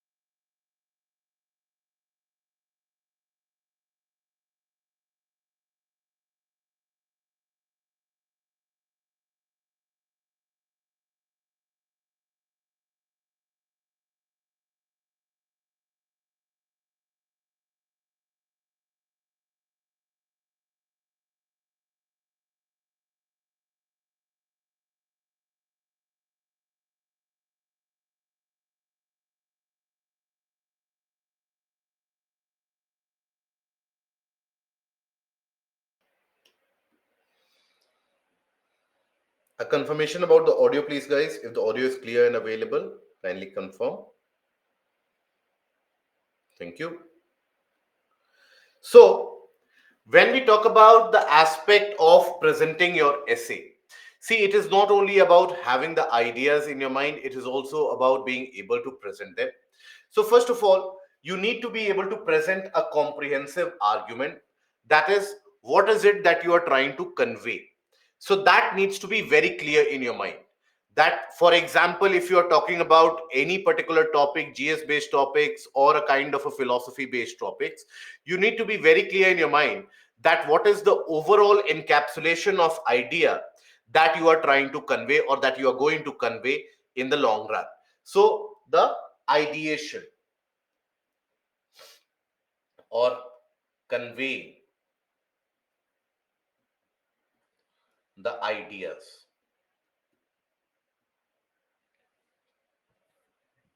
Okay, that needs to happen. Then, once you have done that, after that, you have decided that, then you need to provide a significant amount of effort into the arrangement of thoughts.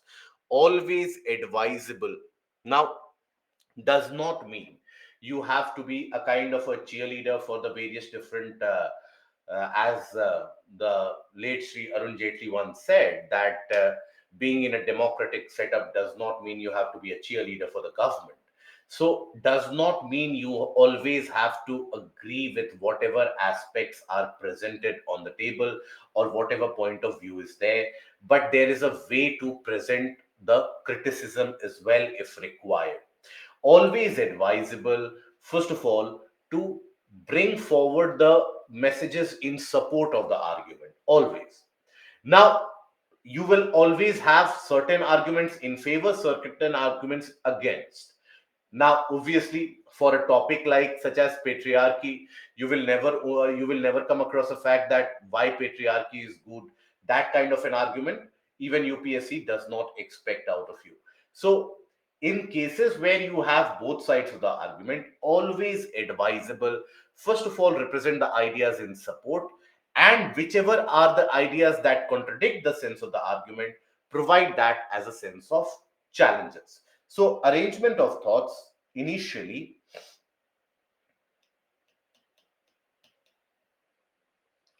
provide in support arguments,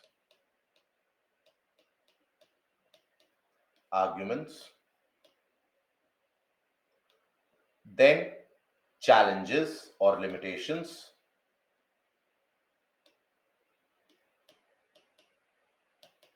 and after that, do try to provide a kind of a way forward.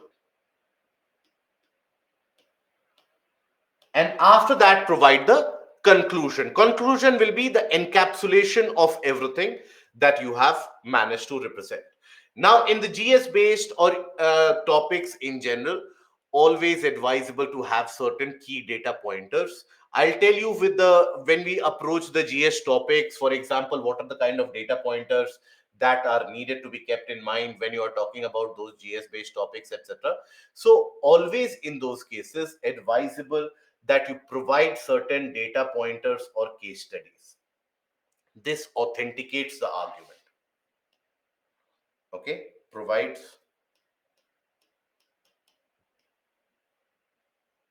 authenticity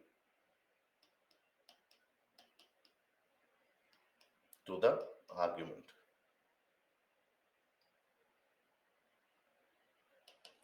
So, like that also, or otherwise also, I'm sure many of you have gotten into the habit of preparing certain data pointers, key data pointers. Many of you are preparing that. So, those key data pointers that you are preparing, so those key data pointers need to be highlighting these. So, for example, you should always maintain some factoid sheets, a couple of pages of those factoid sheets, where you, let's say, talk about if, for example, the doctor to patient ratio, for example, the under trial ratio that we have in our various prison systems, the police reform cases.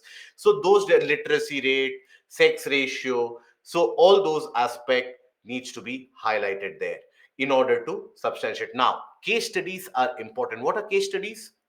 Case studies basically here refer to the anecdotal evidences that you have.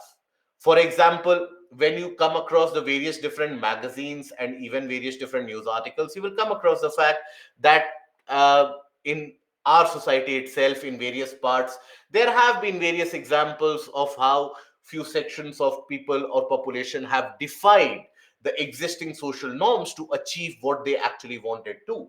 So those will be the adequate and apt case studies which can be highlighted in these particular cases.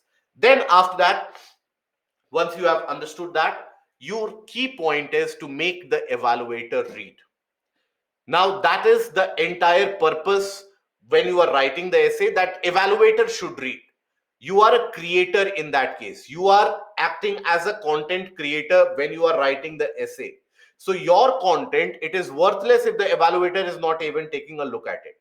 So it has to be eye catching, in the sense that the entire presentation has to be somewhat representable and somewhat attractive. It has to be authentic. Don't make bogus claims. In your school days, in your college days, in your graduation days, it is always easy to talk about such bogus claims. For example, people will say, they will take a random name that, as famously quoted by Saint Gobain, that life is what value is, etc., and Saint Gobain is the name of a glass company, etc. So they would make these random claims, and they would even fetch up marks in the school and the graduation level. But here you have learned people who are actually evaluating your copy. So chances are that your bluff will be called out. So please don't have any kind of bluff that you are arranging or you are making. You are not a political leader that you can escape with that. Chances are you will get caught, and that creates a negative perception. So even if the second essay you have given adequate amount of weightage, there also, even after you have put in a lot of effort, there also it will be given a very less amount of marks. So you will be suffering for one bogus statement that you make. So refrain from that, and should uphold the interest all the way. How do you do that? By sticking to the requirement of the topic. Sticking to the requirement of the topic, always. Okay, how to do that? With the help of the rough work and brainstorming, we'll come to it. Can I start my essay with a short story related to that topic? Yes, it is what is referred to as an anecdotal method of introduction. We'll talk about the various methods of introduction as well. Now it has to be thought provoking, and it has got to have least scribbles. See, all those who are worried about the importance of handwriting, etc., understand why it is that a legible handwriting is required. Your essay should not have a lot of scribbles in it. And what do I mean by scribbles? For example, many of us, we have the habit, let's suppose for this spelling of through, I have written here, I realize that I have done a mistake here. Now, what many people will do is they will cut this like that. Now, it doesn't make any sense after that, isn't it? Or what worse that many people will do is they will strike it down as like this. Please don't do that. Okay? Never do that. Please don't try to create an impression that I've written something here that I don't want anybody to see. So it is not something hideous that you would have written here, obviously. So don't do that. If you have committed a mistake, and it will happen in writing 1200 words, there will be an odd mistake or a couple of mistakes that will happen. Just a simple strike, and then after that, a correct statement or a correct word would be significant. Okay? Now, trust me, many of us, majority of the candidates, they do this. That is, they scribble their way. In majority of the candidates, I'll just give you an example of how the sentence appears in the answer paper. For example, should uphold the interest all the way, they will do this, of the evaluator, and they would have done some mistake in this evaluator,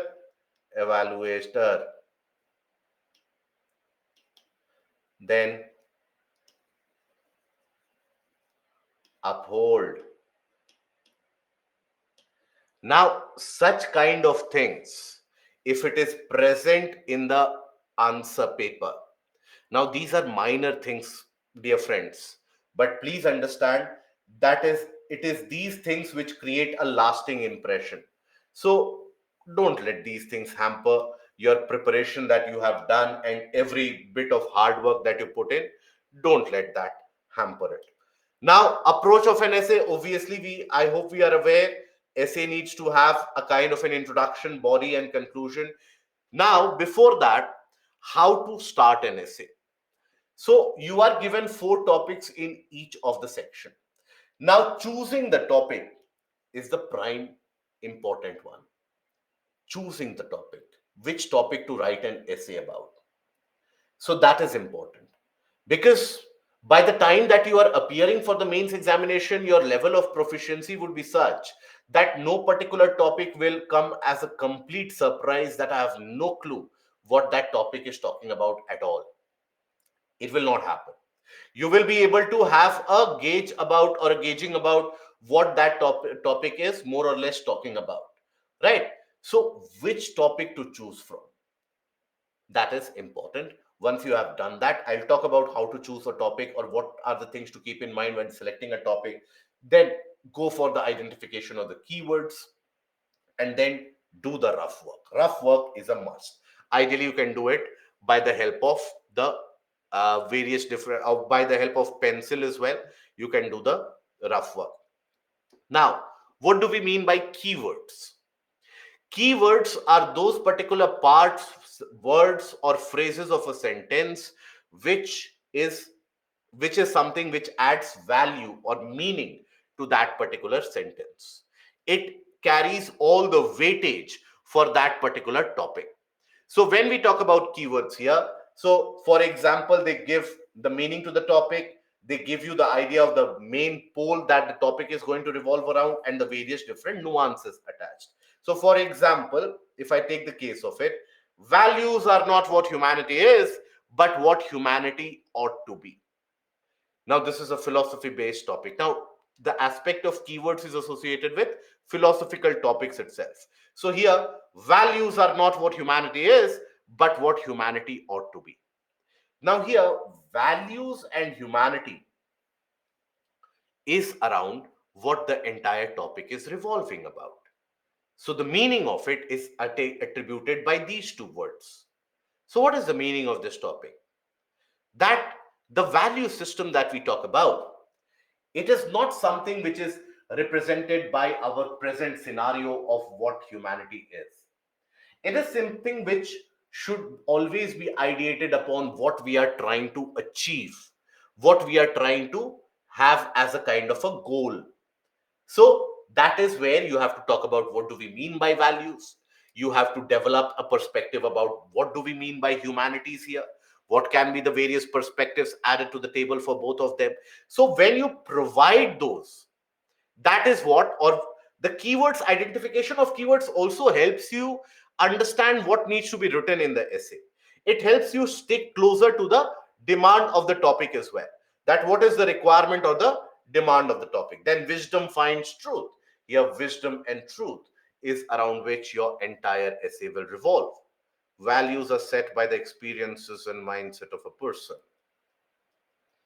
okay, but that is not what is the requirement of this topic here.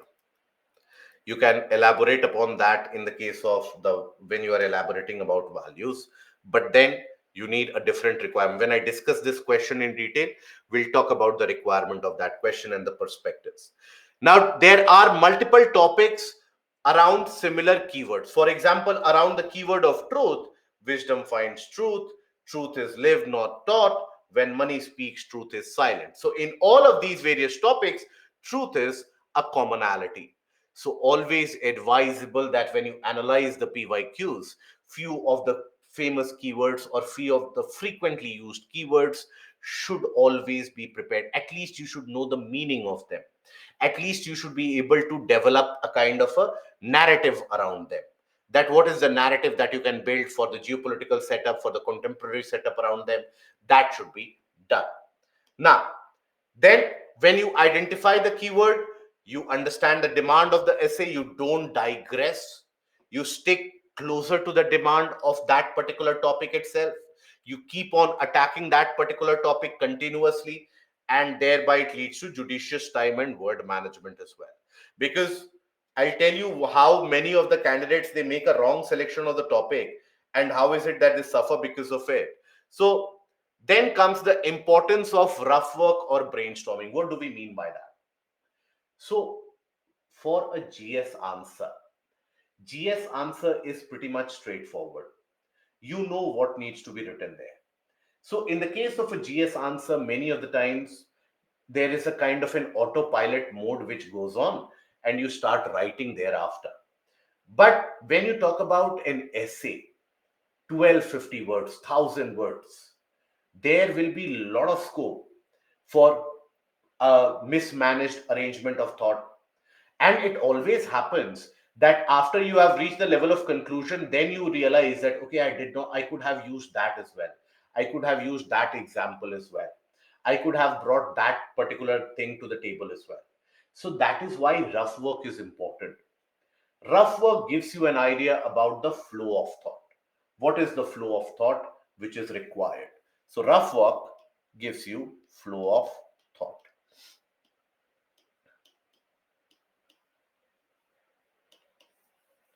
Arrangement of ideas or arrangement of examples.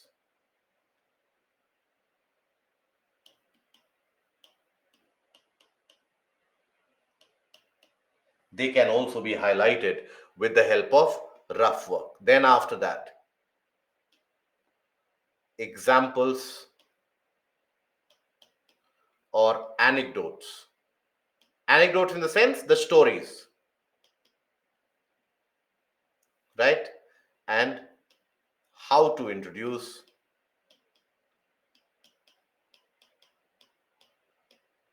or conclude, where to place the data, if at all,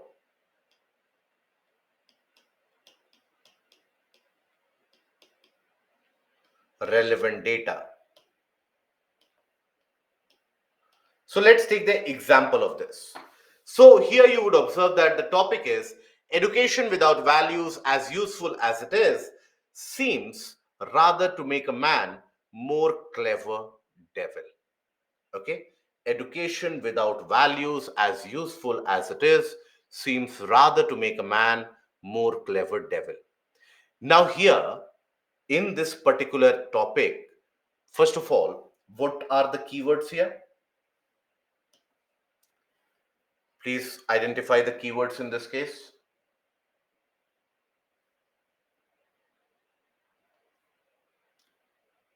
Education, okay. Values, okay. Clever devil, okay. Is it? Oh, yes, it is highlighted in the example as well. Yes. So these are your important keywords. Your entire essay has to basically revolve around these keywords. Make a man won't be a keyword here. Okay, that is something which is automatically deducted or induced from this. So it will not come under that category. So here, when you take a look at this, so this talks about the importance of value-based education. It seeks to differentiate between education or literacy and education, right? So for example, you can have a quotation by Mark Twain: I never let schooling come in the way of my education.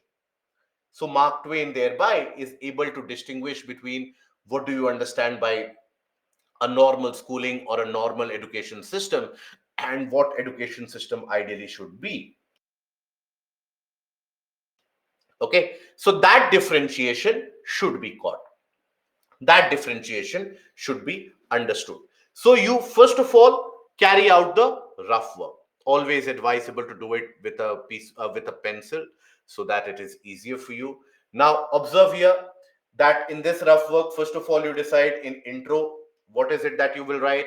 So here observe that in intro itself, you have decided that you will provide a kind of a quotation plus a kind of a direct intro. So you provide a quotation, whichever quotation is there in your mind. Then you will define education, the aspect of education, the various issues associated, and after that you continue. In the body, what are the examples that you will cite? All those you can basically then highlight, then how you will bring the conclusion. Now, this particular topic, it talks about certain aspects, and that is educating mind without educating heart is no education at all. Absolutely. How Mahatma Gandhi never imparted school based literacy to his children but believed in value imparted education. Yes, but in the case of Mahatma Gandhi, on a lighter note, that it was not the ideal case of their kids or his kids acquiring much of a significant amount of value based education over a period of time. What is the meaning of clever devil? Take the case of Osama bin Laden. Osama bin Laden, do we have an idea about his educational background? He was a civil engineer by profession. Now, being a civil engineer by profession would basically mean that you are able to do something good.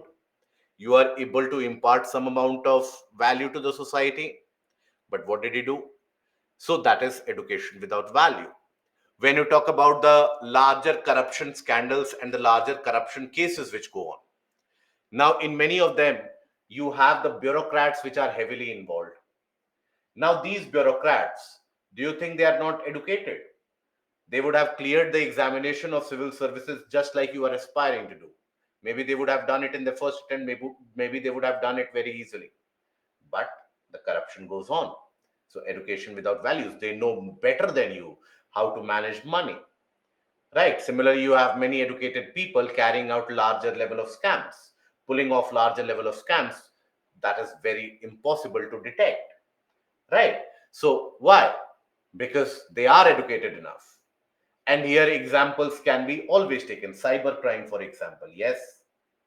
Okay. Values provide these base which guides our action. As everything has a good and a bad side to it, education without values can leave a person to choose bad for his advantage. Yes. Word limit of each essay is 1250 words. Many terrorists are well educated. Where should I be write the essay on the meaning of that, or where should we write direct? Pile. I am confused that where should we write the essay? In the sense, there will be space provided to you in the answer copy, if that you are is something that you are asking. Yes, margins do exist in the answer copy. Do along with the quote, do we have to name the person whose quote it is? It is if you remember. If you don't remember, then simply mention it that as famously said, or as it is well known, or as a famous adage or a famous saying goes, and then talk about that quotation. Rough work is not compulsory, my dear friend, but rough work is something which is absolutely essential in order to provide proper framing of your answer or proper framing of your essay, rather. Okay, without rough work, what ends up happening is that you end up talking about a particular perspective, and oftentimes that is a commonality. In this case, it is not an exception, it is a commonality that oftentimes when we think about it, we get carried away in the emotion so much that we over heavily rely on one particular topic, one particular perspective, rather. So we are not able to give adequate attention to all the various perspectives that can be brought to the table. Okay, from the meaning of the essay or the sentence in the or directly from the topic of the essay. Either ways, whichever you are comfortable. Can we highlight the some important lines or sentences in essay? Absolutely, absolutely. Do we need to practice this type of sheets or simple A4 sheet? Simple A4 sheet would do. Okay. How much time should be wasted on rough work? I like the framing of this question. So it is not a time which is wasted, my dear friend. The more time, around 15 minutes, 10 to 15 minutes that you spend on the rough work, that will save you close to around half an hour in the essay writing itself. So it is not a time wasted. And I'll tell you that many of the times while carrying out the rough work itself, you get a realization that this is not a topic that you want to write an essay upon. Trust me, many of the people who start writing the essay, after writing around 400 words, they come upon the realization that this is all that I knew. Because being a serious candidate, there will be any topic that is given to you, any topic in the world that is given to you, easily you will be able to create 250, 300 words out of it. But it is after that where the repetition starts coming in. So that is where many of the times you will see that the candidates, they have written a particular kind of an essay, they have started a particular kind of essay, they have devoted around 1 hour, and then after that they realize they have no more content to write other than to repeat. So you'll find many of them, they start striking it out and they start with a fresh topic. So that is something which should not be done. Okay. Yes, Rahul. Can I use black and blue pen simultaneously? Always advisable to use only one kind of pen. Okay. As we observe somehow ethics are involved in every question. So nowadays, yes, in a way, yes, nowadays there is a greater role of that. Then what can we do? In what sense, what can we do? Writing a word out of a margin carries a penalty. Not always. So, one or two words here and there are fine. But if you make it a habit for your entire essay, that will obviously be penalized. Now, how to choose a topic? What are the things that you choose in the topic?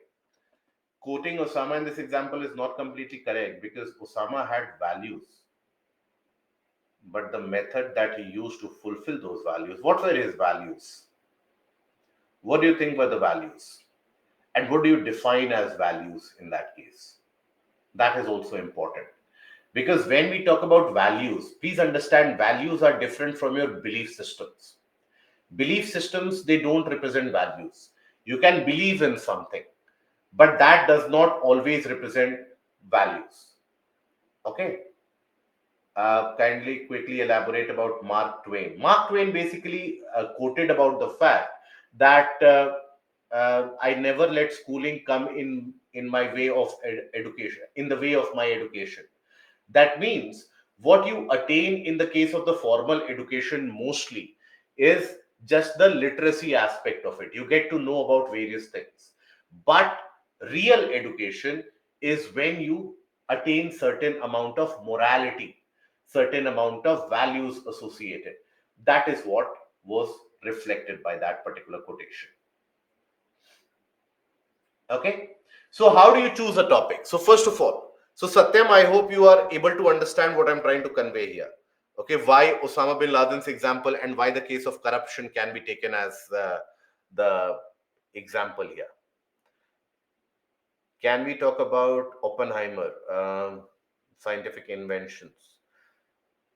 You can, but it is more of a destructive aspect that you have to highlight. Okay, right? So, choosing a topic, that is the most important part. Now, first of all, you should be able to understand the topic. Now, there is a larger perception amongst many of the candidates that choose a topic that is uncommon and you will be given more marks. Don't write an essay for which everybody has written an essay, you will get less marks. But please understand, always choose a topic on which you are able to write your best essay, on which you are able to provide your 100%. Okay. So always go for the topic for which you have the best level of understanding, regardless of if everybody is writing on the essay on the same matter, doesn't matter. So if you are able to provide significant amount of attention and significant amount of content on that matter, and in other topics you have some amount of hesitation, always go for the sure short one. So there should be an ease of understanding, understanding the meaning is important. Then knowledge of different aspects which can be brought to the table. Please understand that the essay for your UPSC or the civil services examination can never be monotonous or a kind of a monologue or a unidirectional aspect. It has to be multi-dimensional. So are you able to bring various different other dimensions to the table? Okay, so that needs to be understood. Then the scope, whether there is enough scope to be writing about it, and what to write beyond 400 words. Okay, so no repetition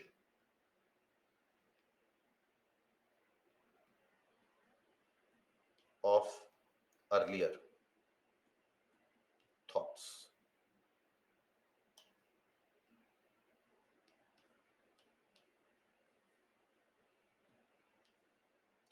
This is something that you have to ensure. For example, when we talk about ease of understanding, customary morality cannot be a guide to modern life. What is the meaning of this? Or what needs to be written in this? Shall we do rough work even in normal answers? No, you don't have that much time or a scope. And normal answers are something which are, that is what I told you, that in GS answers 250 words or 150 words, it will move in autopilot itself. Okay, so customary morality cannot be a guide to modern life. Now, first of all, identify the keywords. What are the keywords here? It is not mortality, my dear friends. It is morality. Mortality and morality is very different. So here, one of the keyword is customary morality, and then modern life. Very good. These are your important keywords. For example, A.Q. Khan rather than Oppenheimer. Yes, in the education without values. Yes, Rahul. Perfect. Very good. So here, what is it that you understand by customary morality? What do we understand by morality, first of all? Morality may change in time and place. Perfect. So when we say morality, when we say moral, something is immoral, we refer to basically what we think as the correct behavioral attributes, right? What is expected. Now, customary morality, something which has been thought to be morality or moral earlier, or which has been a kind of a traditional perspective of what is expected out of an individual. That will represent customary morality here. Now, please understand morality changes with time, with place as well. Morality is something which is transient, it is not fixed. What was considered to be moral 500 years back is something which cannot be considered moral anymore. For example, think about the simple aspect. If you talk about polygamy, think about sati pratha, think about the girl child marriage, the aspect of widow remarriage. At one point of time, these were considered to be noble deeds. These were considered to be a virtuous attribute that any individual can have, that any society should possess. So that is where you need to have the aspect of that these customary moralities at one point of time, even though they were virtuous enough, but they cannot be the guide in the modern life. So customary morality, you have to explore the past perspectives there. Okay, so they are having their own social limitations and foundations. Now, that is basically the aspect of the very, in many cases,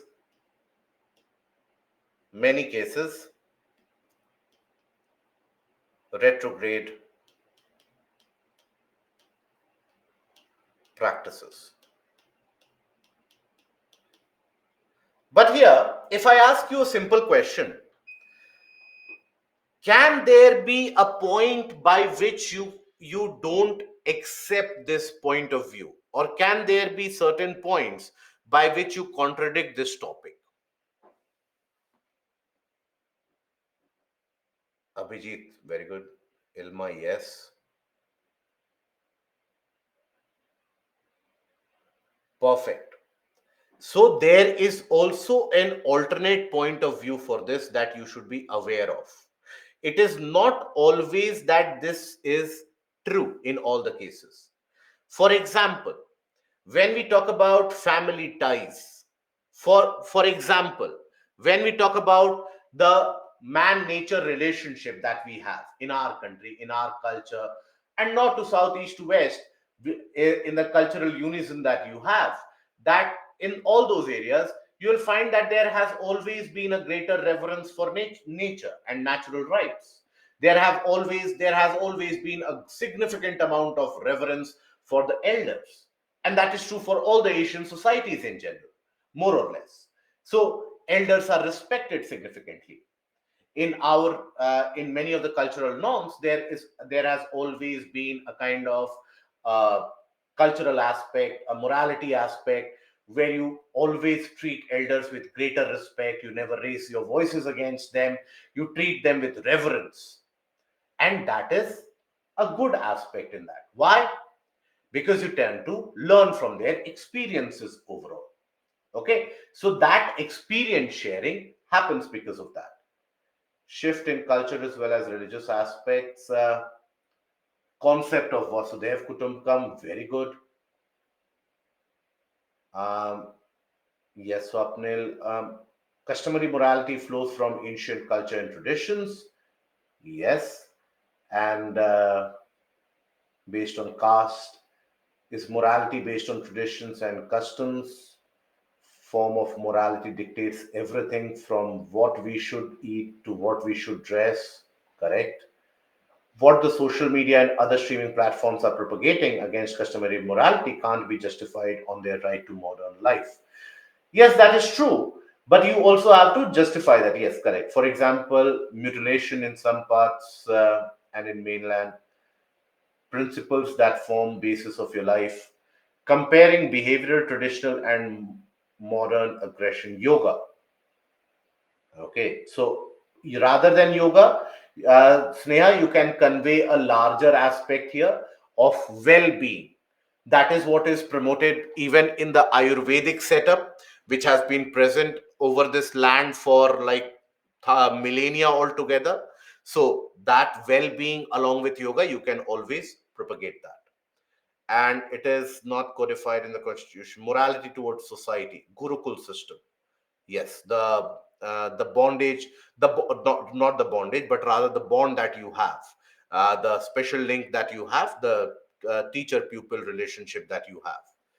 Okay, so here you have the parts which will adhere or agree to this. So this talks about the ills of society. So social discrimination.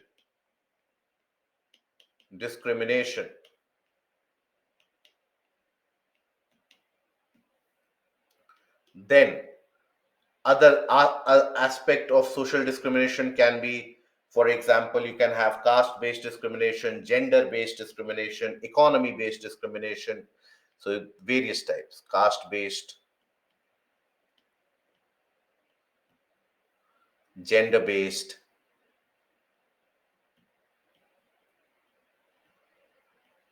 right? Then economy or class based.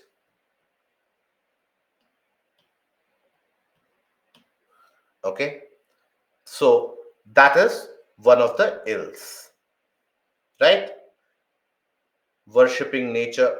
So in all these, you will have to talk about in detail about how they cannot be a guide to. Now when we say a guide to modern life, by modern life we are talking about the pragmatic situation. We are talking about how you can end up attaining maximum result out of the inputs or the efforts that you put in. So that is what is referred here by the aspect of modernity in life. Modern life here is not in the pervasive sense or not in the perverted sense that you have.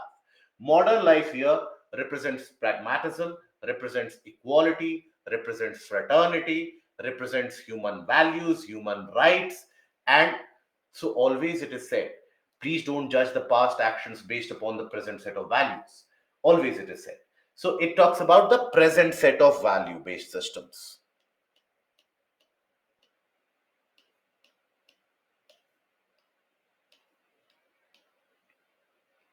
based on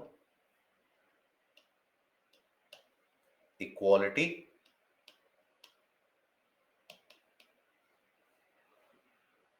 right? Stereotypes. Yes, you can also talk about the various different stereotypes.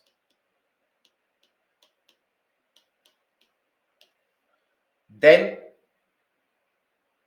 patriarchal mindset can also be said to be a customary morality. Yes, prejudices, they will come along with stereotype. For instance, ancient followed the professions based on their caste. So, caste based discrimination, it will come. Bonded labor is one of them.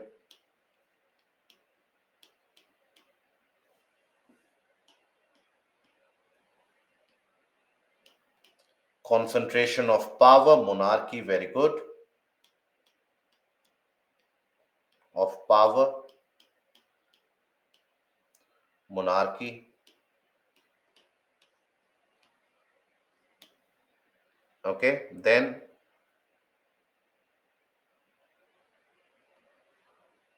you're talking about nature worships, etc. So that is the other side of it, where you can support this, where you can actually contradict this argument, and the other side of it can include the respect to elders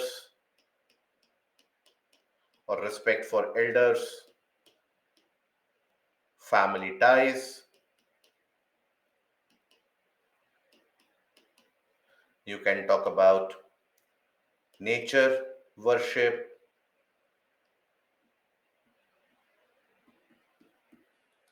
Okay, you can talk about the teacher pupil relation.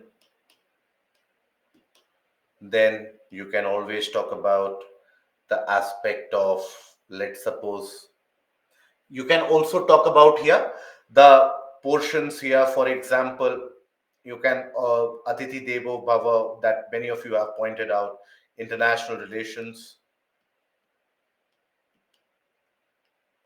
diplomacy. Okay.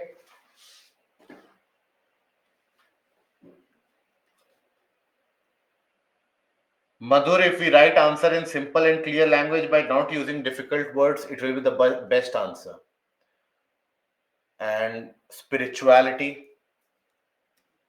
rather you can write here quest for spirituality. That is a customary morality, not spirituality in itself.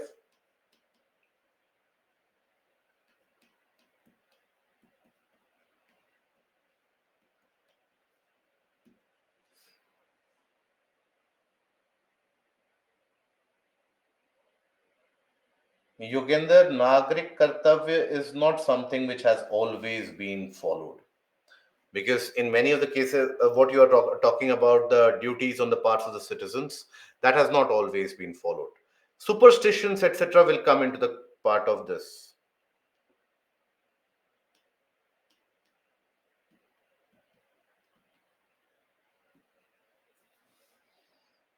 Community to community to capitalism, soft power, standard code of conduct, loyalty towards nation. Okay,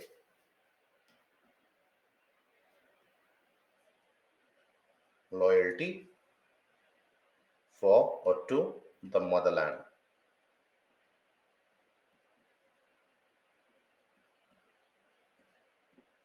Okay, then blindfolded faith will come in this.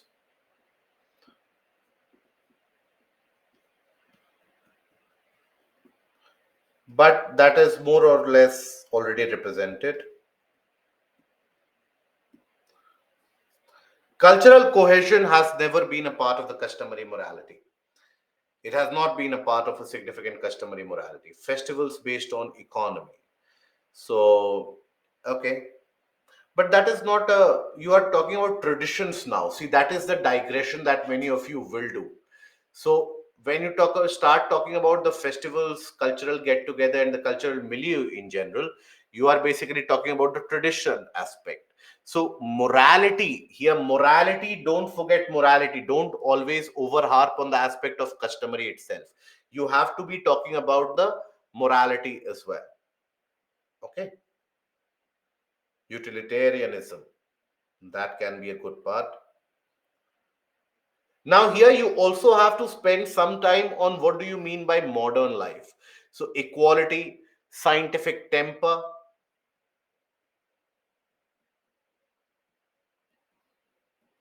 scientific temper,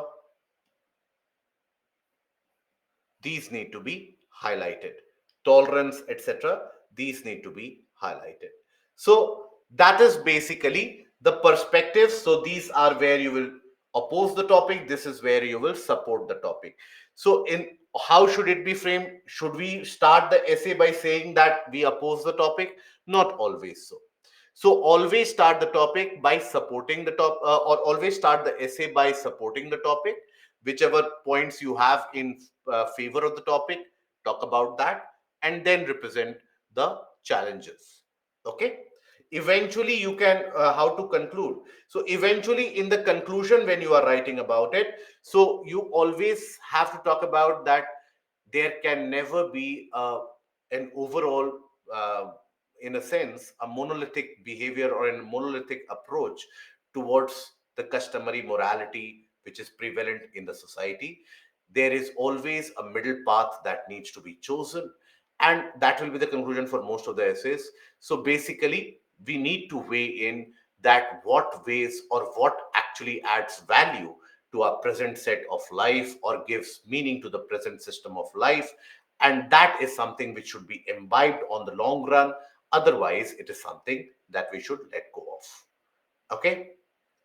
Both are equally required, but then always advisable that first support the topic and then oppose it, because understand the spirit of the question. The spirit of the question is basically saying, telling you that you have to understand that what are the various different methodologies or what various different morality aspects which have continued to be present, including the gender discrimination, including the parda system, including the various different aspects which have continued to be present in our society, which cannot be a guide for the modern life. Okay. We should adhere to that parts of customary morality which can become contemporary morality. Yes, that will be a good one. Okay. Then prostitution and adultery is performed by, for making, adultery is different. Prostitution and adultery both are different. So adultery is not for the aspect of money in most of the cases. So I hope you understand the difference, so please don't use that. Now, alternative technologies for a climate change resilient India.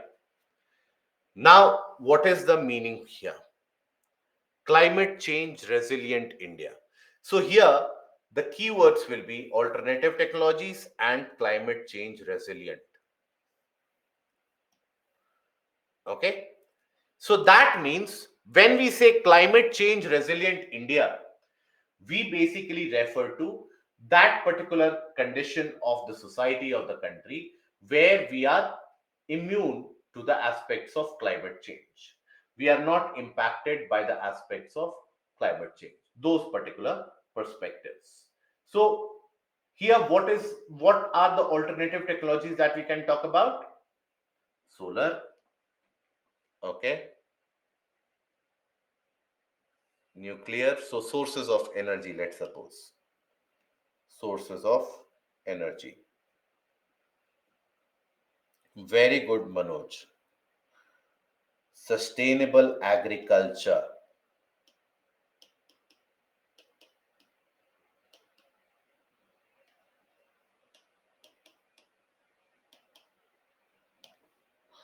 Okay. Agro industry, yes. Organic farming.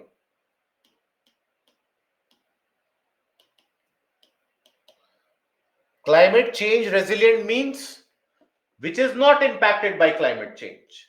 Now, even if, let's say, you keep on burning coal, Now, even if the climate is changing, you can keep on burning coal itself, isn't it? So that will not impact your utility of energy. But let's suppose drought resistant varieties of crops. Yes, that is the perspective that I want you to think about. That is the line of thought that I want you to gain. For example, you have greater amount of water harvesting, suppose, right? You have water harvesting because lot of various different amount of water that is wasted, and due to climate change you have immediate crisis of drought management, which is very significant. So that is where you can talk about drought management, such as water harvesting. Yes, disaster management. Then green buildings.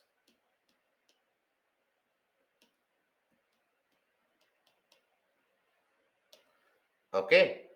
Then disaster management. So mangroves, wetlands, yes, conservation of them. Biorock,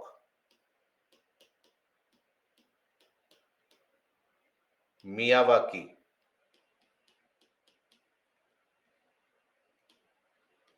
forests. Okay. Afforestation. Yes. So afforestation, etc., afforestation, etc., you can bring about in the aspect of increasing the green cover here. Alternative methods of fuel like ethanol blending, okay, waste to energy,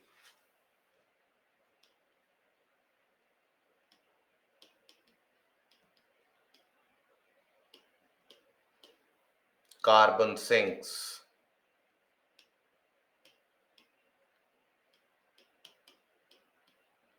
Biorocks are basically the mechanism by which you can repopulate a degraded coral region. Crop diversification, very good. Now you are thinking in the correct lines.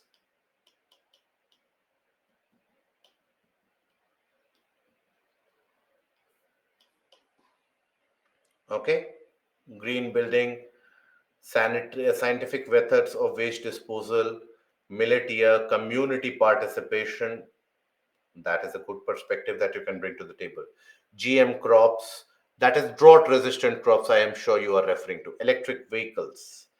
Okay, why not?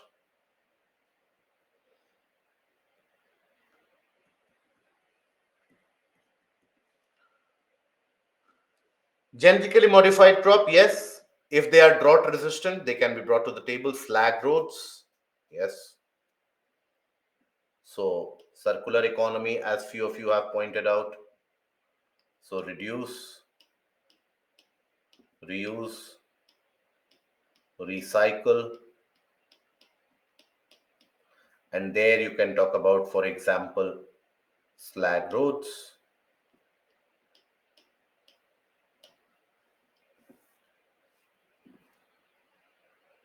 increase in plankton, yes,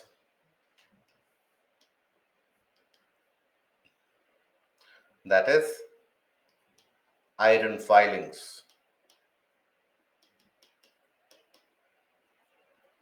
to increase to increase blue carbon.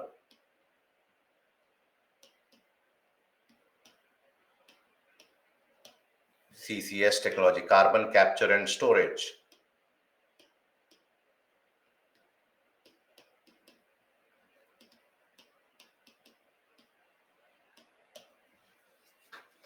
Green hydrogen will come in the sources of energy itself.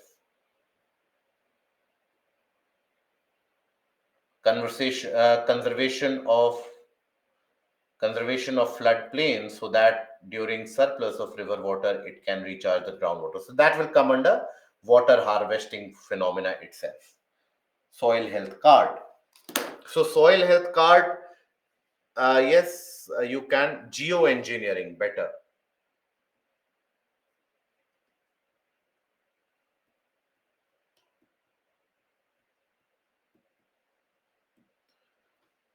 Carbon emission and sewage disposal, use of ocean energy. So, sources of energy, yes. Artificial rains,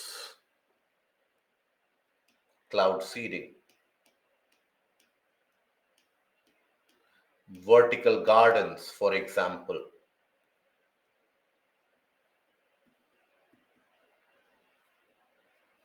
gardens. Now, that is what you have to talk about, because climate change impacts in what aspects? It can create disasters, it can impact the availability of drinking water, it can impact the availability of clean air, it can impact the availability of food, create food scarcity, it can create a lot of heat waves, impacting a lot of people. So, that is where all these are the alternative technologies. Now, in the name of this, in this answer again, ending our reliance on fossil fuels, yes. Energy efficiency, renewable energy, sustainable transportation, sustainable buildings, better forestry management. Yes, correct. Now, here, when we talk about it, many people who wrote this answer, it was asked probably in 2018, I guess, or yes, 2018 was when this question was asked. Now, many people who wrote the answer or created the answer for this, so they basically created an answer where they talked about in detail about only the, let's say, the various different methodologies to produce energy, right? So they talked about a climate friendly energy production, but that was not the requirement of the question. Understand the requirement of the question. Please write what the question is asking, not what you know in general. So the requirement of the question was what? The requirement was very simple. You have to basically be talking about that what are the various technologies which will make India resilient to the impact of climate change. That is it. Okay, so resilient to the impact of climate change. Let me write the meaning of this so that you can think about it after the session as well. So, the various technologies, available technologies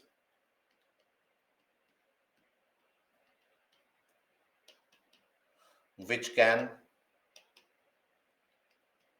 make India resilient to impact of climate change. So you have to spend some time analyzing the impacts of climate change as well.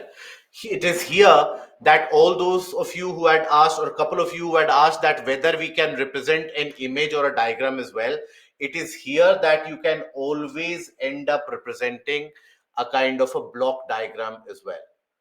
For weather forecasting, yes, you can talk about the Doppler radar system, aquaponic, hydroponics, beautiful. Doppler radar system for weather prediction, aquaponics,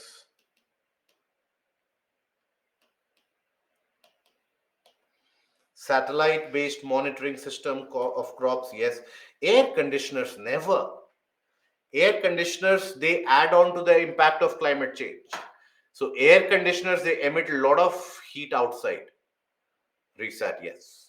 Drones, so how drones? Drip system, sustainable agriculture will cover them. So in sustainable agriculture, you have to talk about more crop per drop, and the type of drought resistant crops, the type of the indigenous breed of crops, all those you can talk about it. Cryomesh, yes. Cryomesh, Karan, along with this you can talk about biorocks, cryomesh.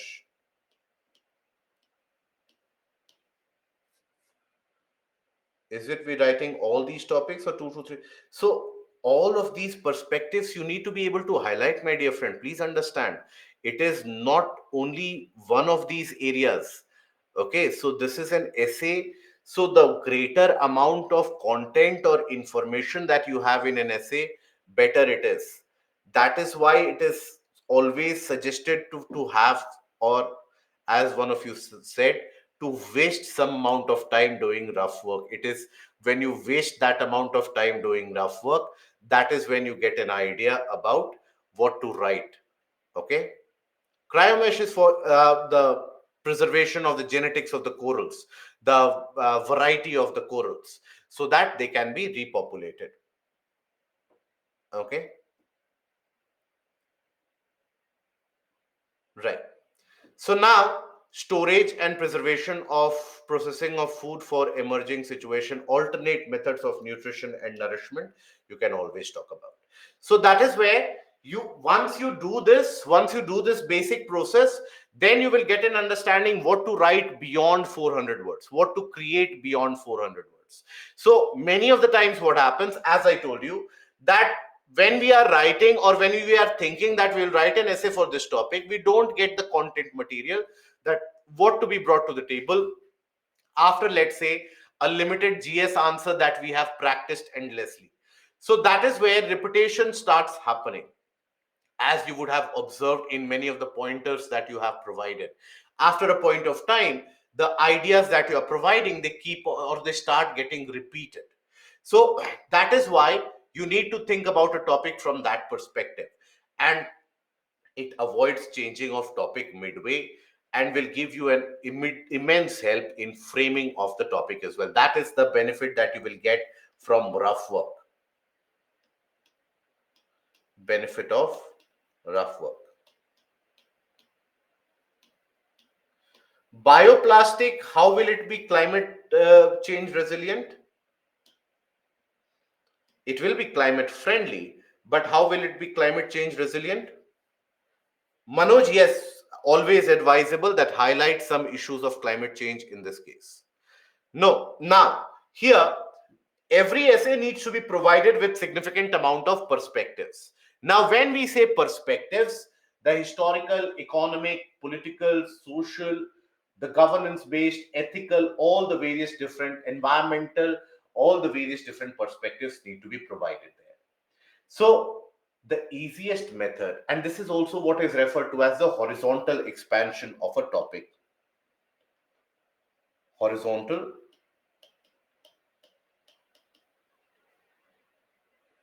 expansion of topic. Okay. So for example, for any topic, you will have a historical perspective.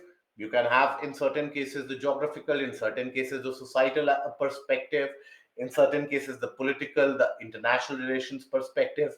So, always advisable to bring that to the table. Now, how do you think about it? That what is it, or what is it that you need to, or is there any point or perspective that you are forgetting, or are you able to bring all of them? So, for that, I would always suggest to you that when you are practicing the aspect of perspectives, initially you need to practice it for a few times, then it will automatically start coming to you.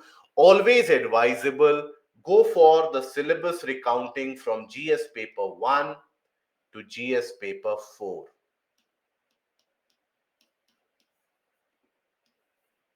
Okay, so what do I mean by that? For example, what are the topics covered in GS paper 1? History, geography, art and culture, society.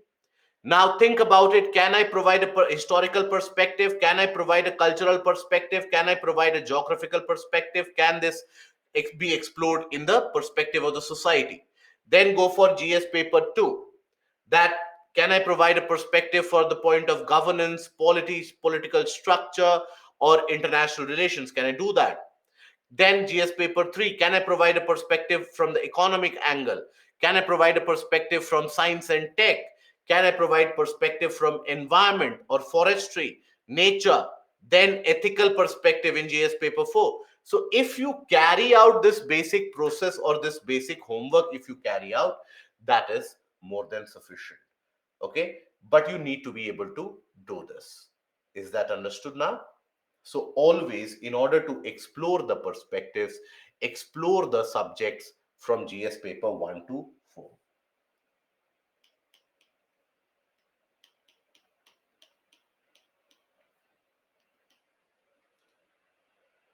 perspectives, explore the syllabus. When you explore the syllabus, automatically you will be able to find the relevance in the modern context as well. Automatically you will be able to provide multiple examples as well. And that is a natural flow of thought which will come. Okay, so here you don't have to struggle significantly in that case. Difference between climate friendly and climate change resilient: it is not climate resilient, it is climate change resilient. Climate friendly is basically, many of the times we have a kind of a similar approach for that, but climate friendly is something which will not destroy the climate. Climate change resilient India is India which is not impacted due to the impact of climate change. So, what are the impacts of climate change? So, for example, uh, greater occurrence of heat waves, greater occurrence of floods, for example, then crop failures that you have, water scarcity that you have, that is the impact of climate change. Rising seawater level that you have, that is the impact of climate change. So so these are the various different impacts of the health issues that we face, the depleting groundwater reserves that we have. These are the impacts of climate change. But being climate friendly is not similar to climate change resilient. Is that understood now, Abhishek? Climate change is desirable, but human induced climate change is not desirable. No. Why would you even desire a climate change? Where you would ideally, if you have to desire something, you would desire a consistency of climate, if at all. So that is the perspectives to be brought to the table. Let us think about the perspectives in this particular aspect. Science and tech, or science and technology, is the panacea for growth and security of a nation. Panacea here is what? Panacea is the solution that you provide, right? A kind of a solution. Satyam, that is what we'll be devolving maximum amount of our time in, right? Maximum amount of our time we will be devoting in the philosophical based topics. Don't worry about that. So panacea is a kind of a remedy, right? A universal solution. Yes. Ramban, yes. Okay. So that is the panacea for the growth and security of a nation. So here, when we talk about the historical perspective, understand there is a scope to provide significant amount of historical perspective here. What can be the historical perspectives that you can provide here? Keywords are yes, science and tech, growth and security, yes, how they are relevant. What can be the historical perspective here?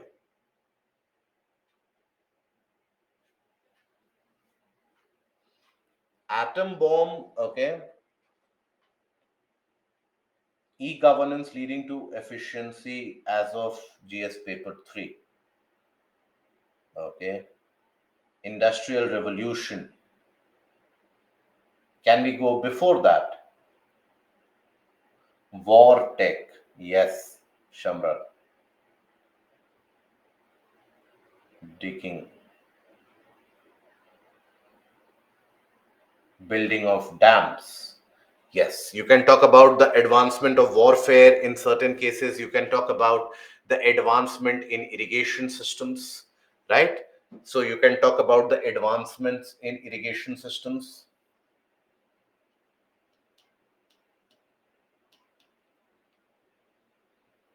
In irrigation systems.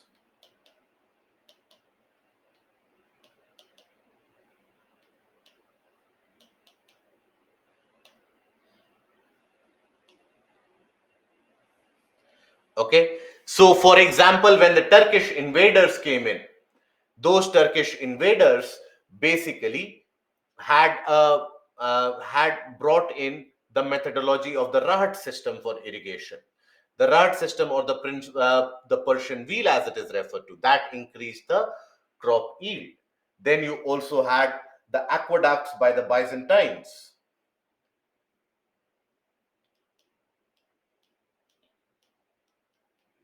Okay. Then warfare. that is usage of gunpowder, usage of the fort building mechanism, that can be included here. Yes.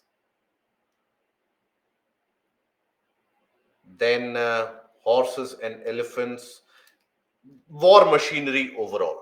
Yes. Then, yes, very good. Medicines.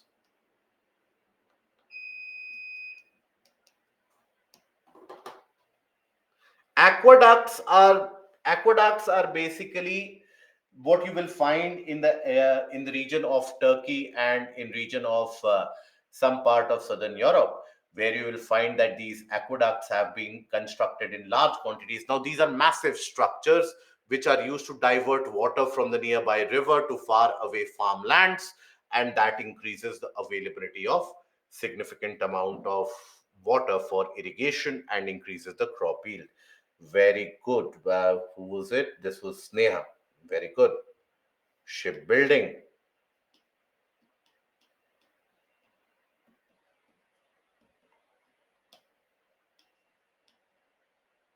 zero. And Indian astronomy.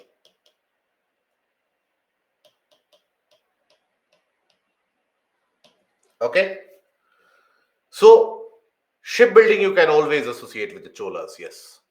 So, this is basically simply from the historical perspective itself. Green Revolution.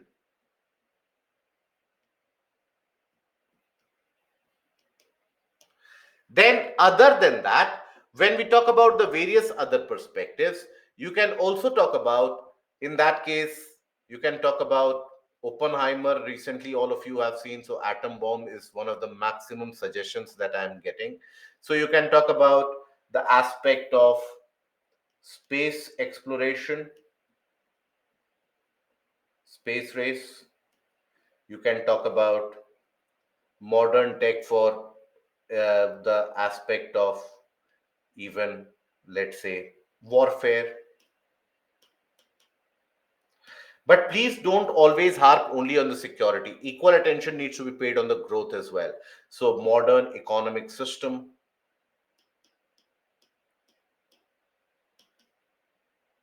exchanges. Then, after that, understanding of the planet and the climate, that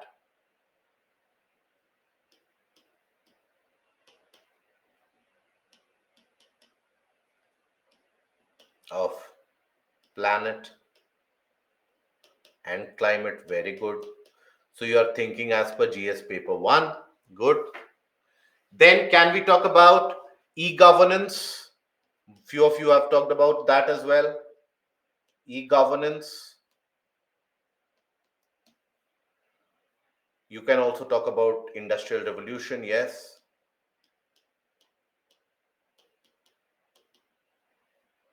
Industrial revolution can be talked about. Right? Jam Trinity also you can talk about in the case of the e-governance. And when you're talking about the aspect, you can also talk about the Jam Trinity. That is the Jan Dhan, Aadhaar, Mobile. Then after that, Satyam. Perfect. Perfect, my dear friend. Right from the aspect of invention of fire, or rather than invention, always better to use the term discovery of fire, invention of wheel. Okay. Then after that, what are the other areas we can harp upon? Tech based agriculture, maritime innovation. So you can talk about the development of modern maritime mechanisms. AI and blockchain is significant.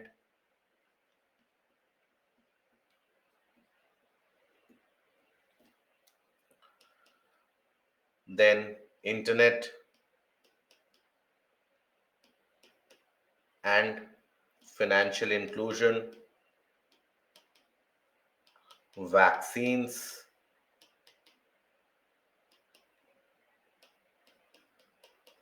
supercomputers and weather prediction,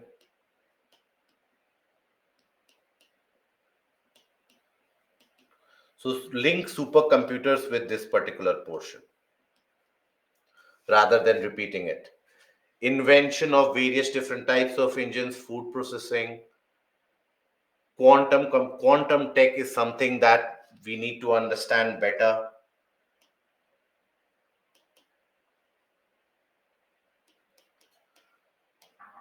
Pravasini, in this, we use the keywords as headlines and explain them in essay writing. You can do that, but you can have a direct flow itself. Use of iron in starting as it built at the time of Mahajanpadas. Yes, so the iron in the Bronze Age. Yes. Atomic energy, nanotech, the digital tech. These are the areas which you can bring. No, FDI is, how is that FDI related to science and tech? Please don't uh, remove your attention from the keywords. Keywords should always be kept in mind. So, how is, see, science and tech is the panacea for growth and security. The question is not what leads to growth. The question is how can science and tech, okay?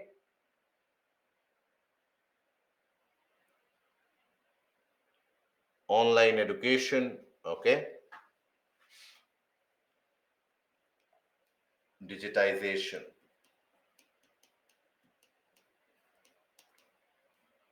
education,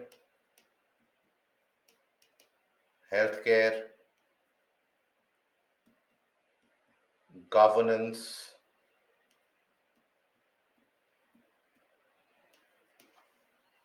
okay? Even economy. So, this can be merged with this part.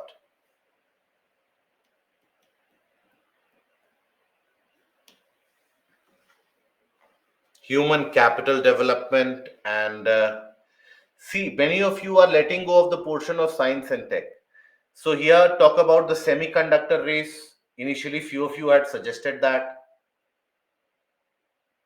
Writing about these topics will help us reach the target of 1250 words and beyond, Alok. Many of the times, these 1250 words will appear to be a kind of a lesser amount that you are targeting. That is how easy it will get. Pharma, yes.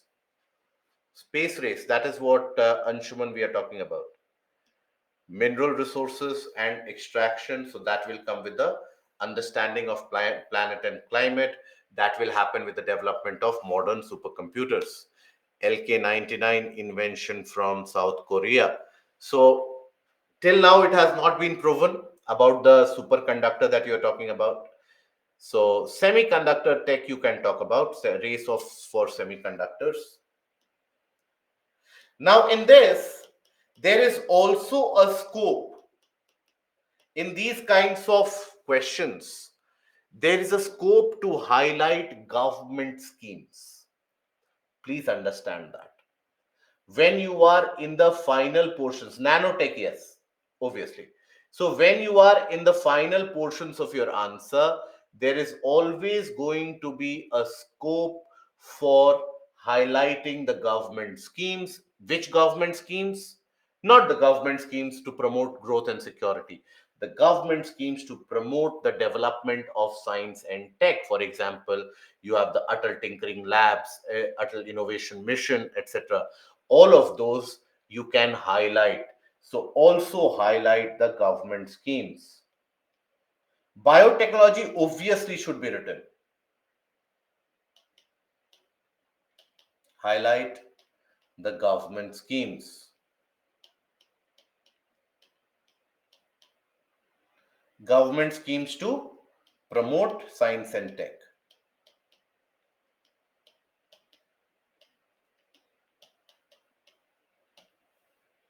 FAME initiative, quantum mission, better, right?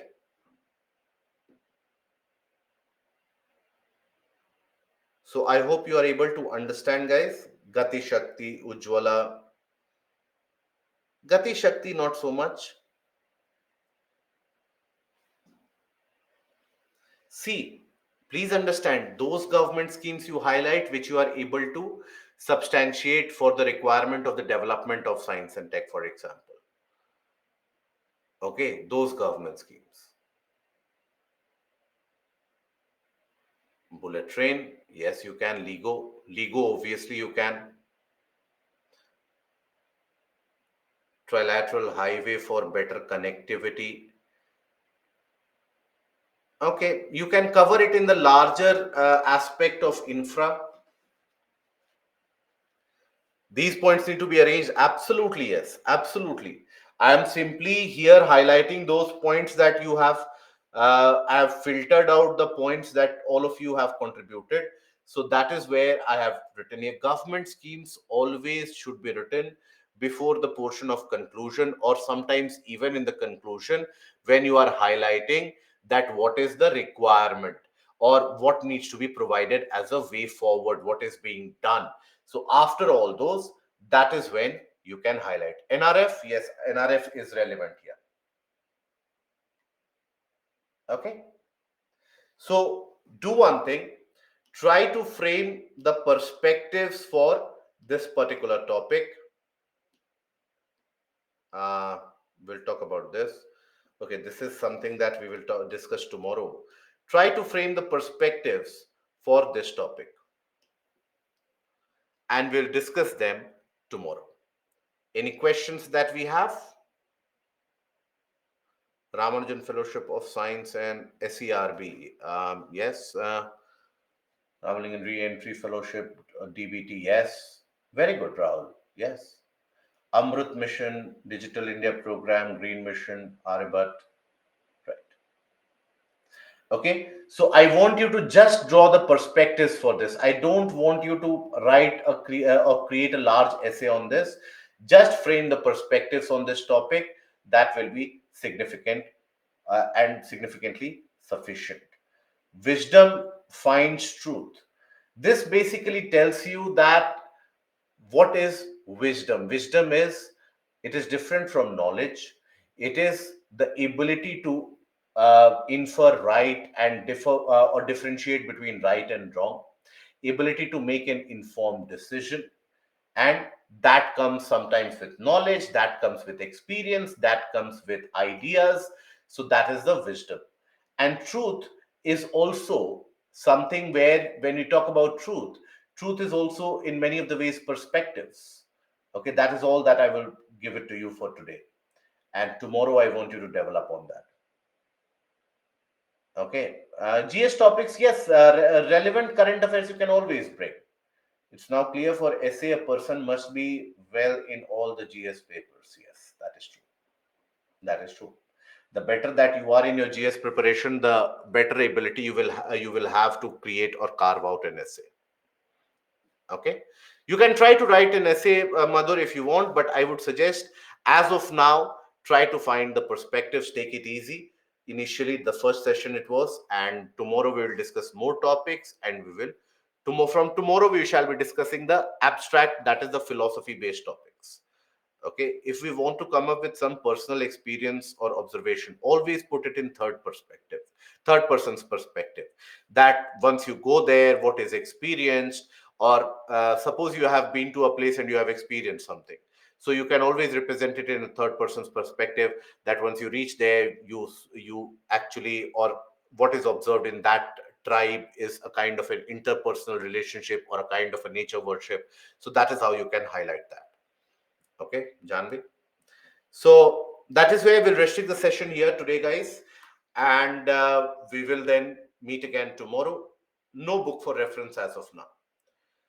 Alok, most of the candidates get equal marks in GS paper. Where does the deviation occur in the essay paper, my dear friend?